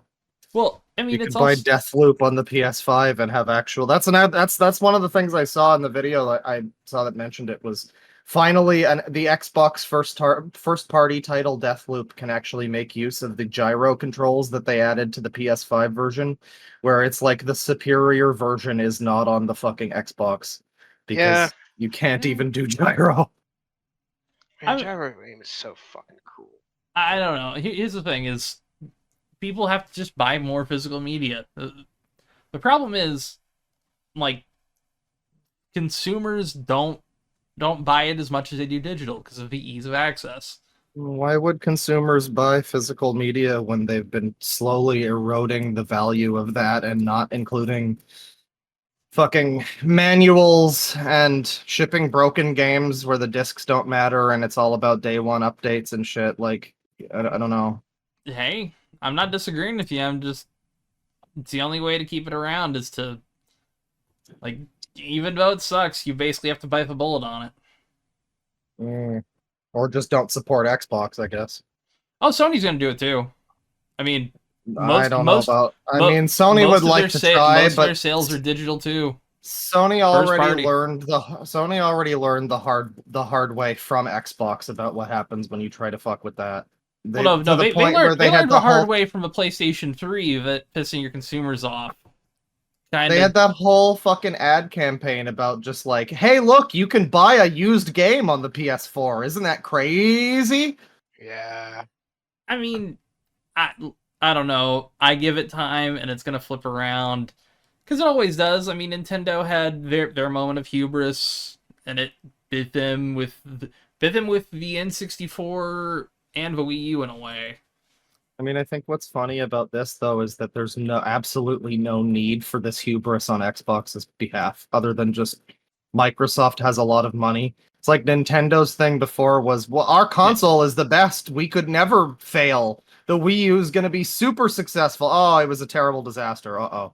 Well, I And mean, like Xbox hasn't had a fucking hit of a console for like 15 years or something. well, but And they yet they're just also, like, we're going to buy Nintendo. Fuck you. but you gotta also think the Wii U was, I mean, it was a bad fucking failure for them. Well, yeah, and it was because they got too. It was because they got too cocky from the Wii, Yeah, and they were like, nothing can stop us now. if the Switch had failed in the same way the Wii U had failed, Then Nintendo would be owned by Microsoft. yeah, it's Yeah, like that. yeah. Best we would, case scenario. you know, it we would be wouldn't- owned by yeah. like Activision or we some shit. wouldn't be talking about that email. We'd be saying, "Wow, you know, the Microsoft Switch it actually came out pretty decent at the end." Hey, Yeah, it's nice we could finally play a Zelda game at 4K 60, Yeah. natively. well, what you're seeing is an alternate timeline where one thing fucked up a little too much, and that email would have been a reality. Yeah, Berenstain universe. Yeah. I mean, I guarantee you, though, like, Nintendo probably has similar emails where they're saying, like, man, if we fucking could, we'd buy this company, we'd do this and all that. Because that's what all these companies do. If you look at the Sony emails for Sony Pictures back in the day, like, there was Oh, so God. much fucking hubris in there, because it's, What was like, that woman's name? Like Amy something? She wanted to just Amy, own like every film possible. It was great. um, Although the Spider-Man emails where it was just Yeah. like it was like a nerd crew script, like we want to reach the young demographic with the hip schwangin' new Spider-Man film. The kids are gonna love it. oh yeah, Amy Pascal, yep, Oh yes. still a I've film heard producer, that name, yeah. yep. Yeah, I mean, big business, ladies and gentlemen. Who was it who once said that growth without any what was it? What's the line? Like growth Oh. without any purpose is the ideology of a cancer cell. Oh god, I can't think of the Love name. love you, Xbox. I mean, here's what I'll say. I don't think I don't think this is gonna hurt Microsoft in the long term. Well, no, they're too big to fail. I mean, that's the Not horrible necessarily. the horrible truth of these leaks are that we live in just a fragile fucking consumerist nightmare where everything that we hold dear could just be bought and sold by a giant company that decides to have a monopoly. That's welcome to cyberpunk. We live in the most boring cyberpunk dystopia. Yeah, we That's could live in a cool, Hey. fun one. We're already here. Yeah, honestly, I want my fucking cybernetic enhancements. I want like a Yeah. cyber jaw like Malik from fucking Knights of the Old Republic. Hell yeah. But so do you think we should just continue and make this episode 17? We haven't even introed this. See that's the We thing. did not, no. I have literally nothing. Okay, so Yeah, we could. I don't even really have that much input on the Microsoft stuff. yeah, tell you Well, what, folks, okay. this is now the ending of episode 16. Yay! Even though we already said penis, and I'll tell you what, I'll also intro this. I'll record a separate intro for it. But yeah, Sounds folks, fine. end of episode 16. Have a good one, folks. We're gonna do we're gonna record the GTA one now, folks. See you tomorrow on September 19th, ladies and gentlemen, when we record again. This was definitely recorded yesterday. Okay, bye. Yeah, today is September 18th. Also, penis. Yes.